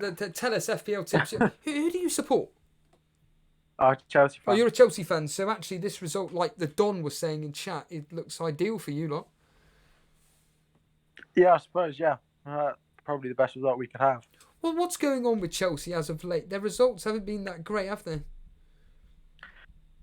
We just, like, I don't know if anyone watched the game today. We create the chances that we did at the start of the season, and we're just Can't not finish. taking them. We should have been 3-0 going into half time today. And then they made us pay. So I think Lampard himself wanted to make some signings, especially going forward in January, and we didn't. I don't know. I think it's all still there, but just struggling to put our chances away. Well, Abraham is trying to do it all on his own. Are you disappointed that you didn't get anybody in the January transfer window, and also the fact that you still got Giroud as well? I mean, I don't mind Giroud. I don't been treated very well, in the way that we've handled anything with him has been bad after what he has done for us. But yeah, what was the point of us going to all that effort to get our transfer ban removed if we then just don't use it? Would it have been if it wasn't overturned, would it have just been come back in the summer? Yeah. Right. Brilliant. Yeah, they're on the Football 365, they were saying that what a waste of money, no matter how much they spent on the lawyers to get it overturned. Yeah, an absolute waste of time. Although, Phil, you won your bet with Jason, didn't you? Yep. £10 will be winging its way to you. What was the bet again, that Abraham wouldn't score more than a goal? Five goals in 6 games. Man United I don't think he's had 5 shots games, to be fair. Sorry, Paulie, what was that? Man United are making a double sub, and Lingard and Diego Dalot are coming on. So Williams is not going to play. Oh, Dalot's coming on. Yeah, Lingard's going to score, lads. It's not. It's Manuel over free kick at the minute. Oh, Maguire's just missed it. Corner. Come on, Green. Now we're all praying for Greenwood. No, still need Martial. You need Martial, I need Greenwood. That's the only entertaining bit now. We've got a few minutes I'm left. celebrating a 3-pointer. Well, show me the Mane. Yeah, they're making the substitutions now. One Matter's coming off for one of them. Show me the Mane, saying that Doherty's definitely going to score today. And Daniel James is the other one coming off.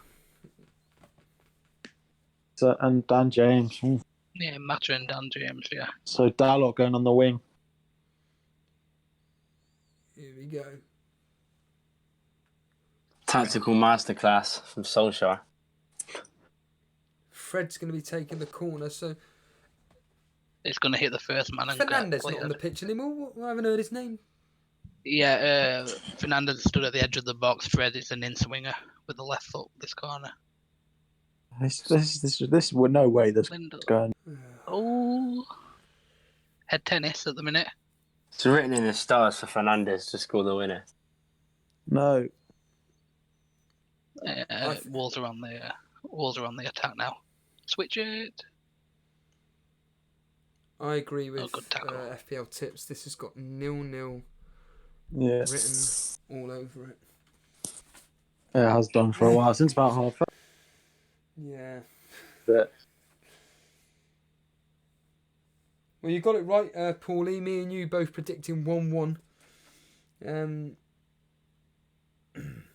Most of our predictions have been pretty good, actually, this particular game week. It's the only thing I've seen to be playing for. In fact, Phil, how well are you doing in the Champions League? Well, in this game? No, overall in general. 9 points. Me, Tobias, and Kieran are all on 9 points. I'm playing Kieran this week. No, Kiki Blind. Oh. From the FPL Cougars. Oh, right, okay, yeah.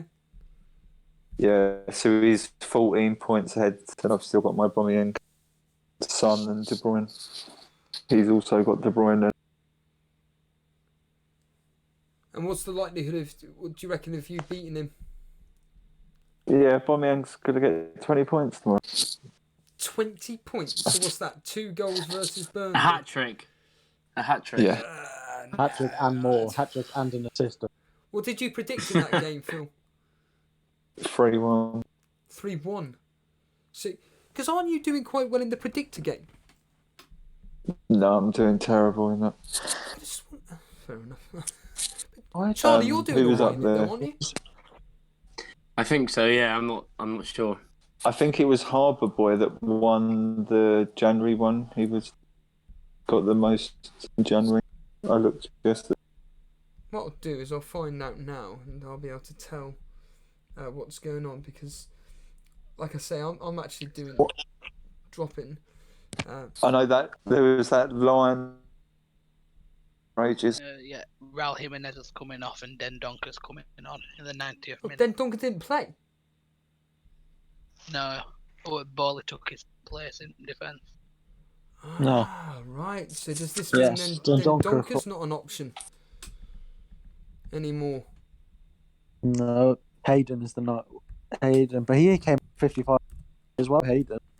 Yeah, he only got a point. Yeah, only got a point.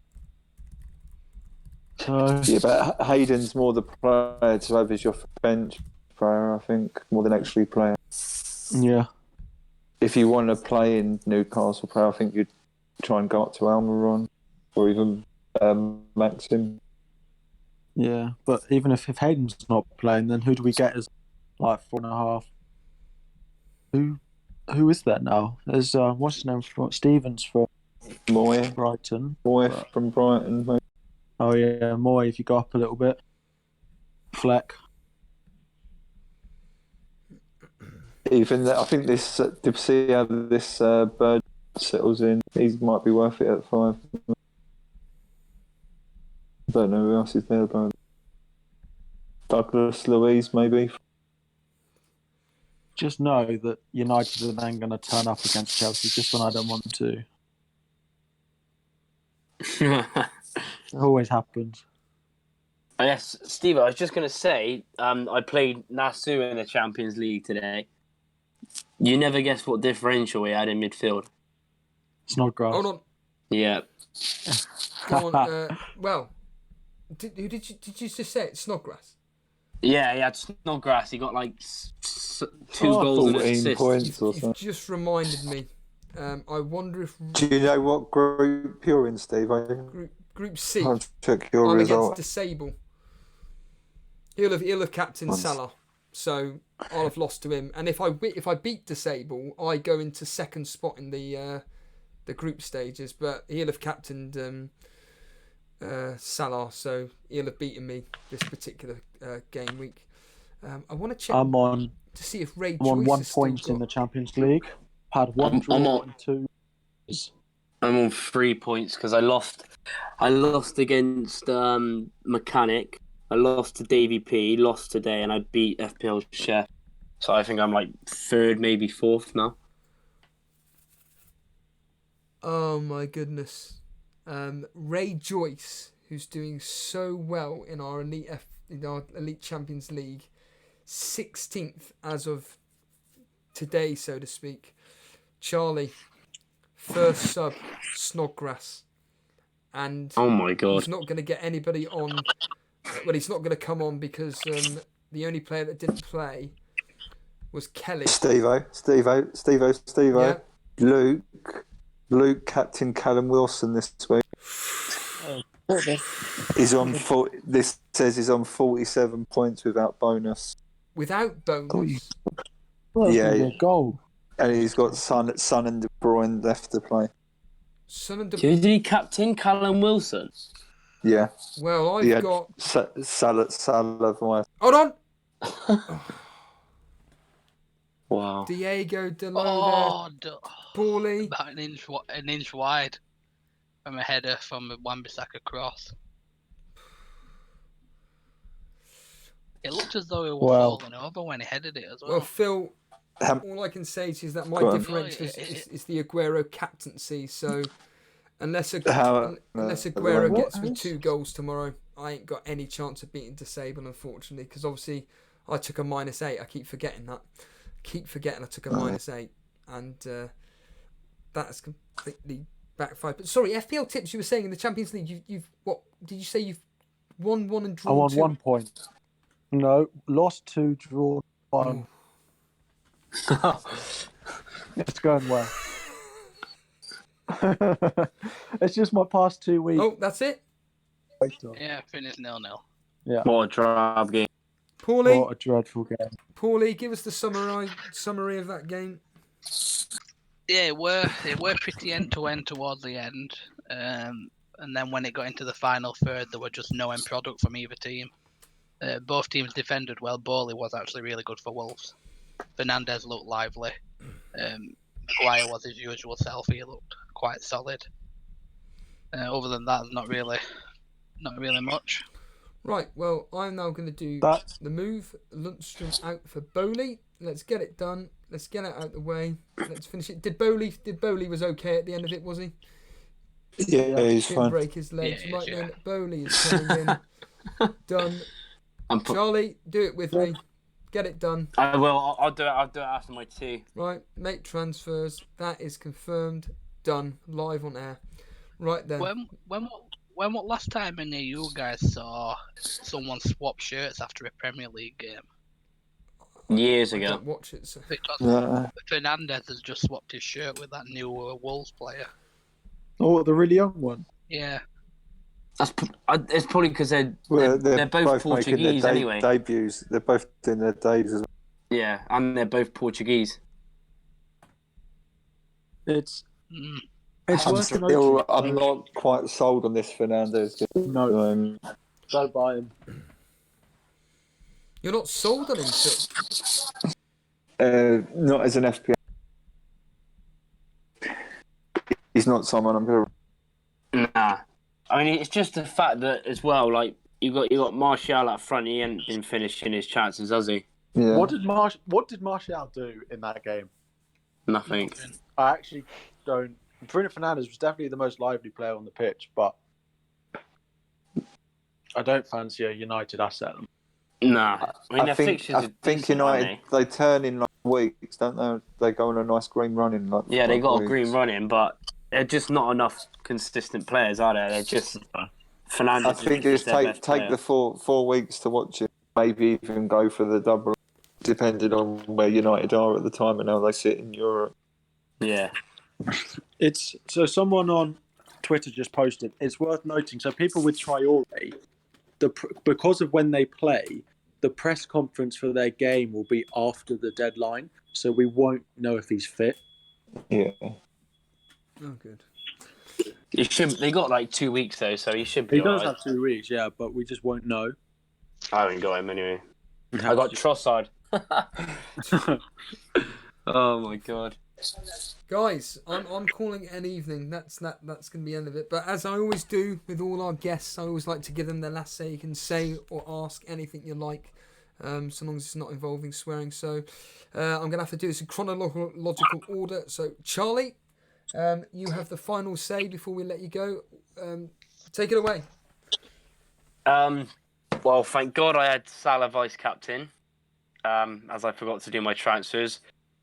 So decent week in the end, but yeah, thanks for having me on again. No, thank as you, well. dude. Keep up the class work. We'll see you tomorrow. Cheers. Cheers, dude. There's Charlie there. One Rovers vlogs as ever. FPL tips. Final thoughts. Anything you want to say? Let the audience know now. No, just again, thanks for having me on. You've made watching this United game slightly more bearable than it was, because it was a pretty painful watch. And if anyone knows for any reason why Martial is still in my team, then that'd be great. But he was very non-existent today. Promote your channel, mate. If you want to tell the audience about your channel, let them know now. All right. Yeah. So on YouTube, FPL tips live stream once a week on a Wednesday or Thursday. Just answering any questions you've got. Cheers, guys. Cheers, dude. Thank you. Take it easy. There's FPL tips there, spelt with a Z. Before Mr. Anderson, the king of FPL. Any final thoughts? I wouldn't say king, it's just luck. Well, thanks for having me on. Hopefully the next match we watch, it's going to be a bit more. And yeah, hopefully I can catch you guys soon again, because I'm heading to work. Well, we're on tomorrow, so that's all I'll say. Yeah. Cheers, dude. Take it easy. Have a good shift. Yeah. Yeah. Thanks. There's Mr. Anderson there doing exceptionally well at the moment. It's crazy.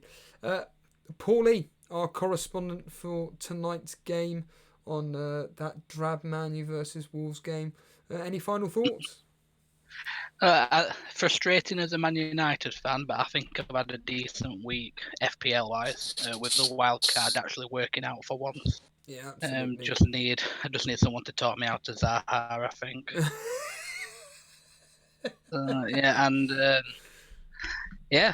Thanks for having me. If you want me on tomorrow, then just give me a message. I don't need to message you. I'm just going to tell you now. Yeah, get on. We're going live tomorrow during the Tottenham versus. Are you doing both games tomorrow? No, it'll be only the Tottenham versus Wolves game.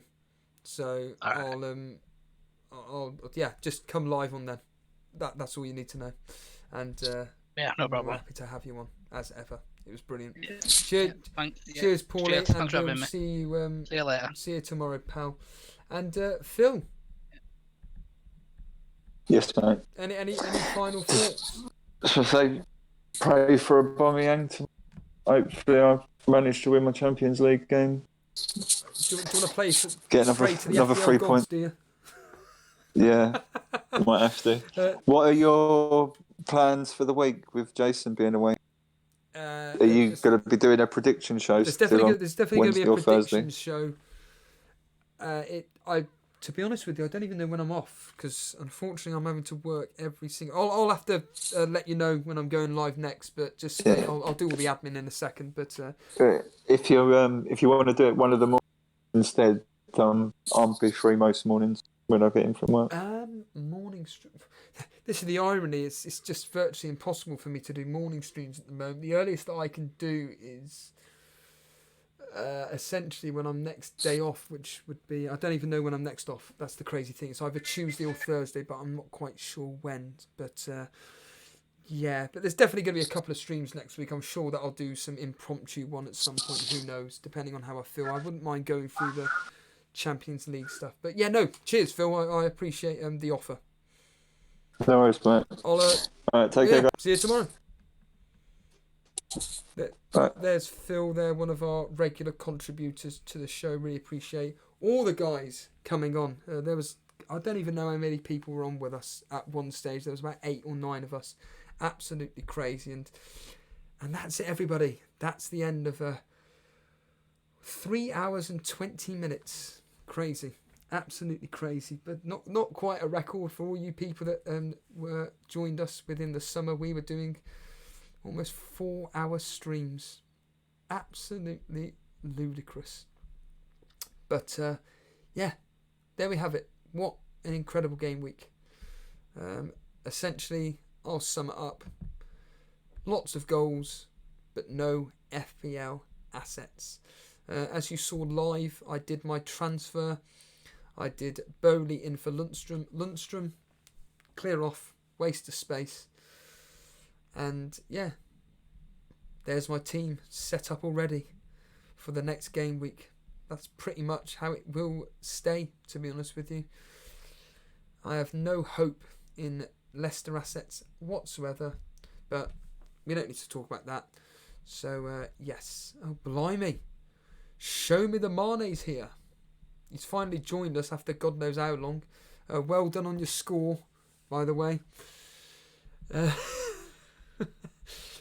Straight away saying I'm going to win the Cash Mini League. I like the talk. I do like the talk. Yes, let's get the admin, shall we, out the way, and then we can all be on our way and go to bed. But yeah, it's the usual story. If you've enjoyed the stream, just simply hit the like button. It's the easiest way to show myself and Jason your support. If you are completely brand new around here and you haven't subscribed, you know what to do. Just simply hit the subscribe button.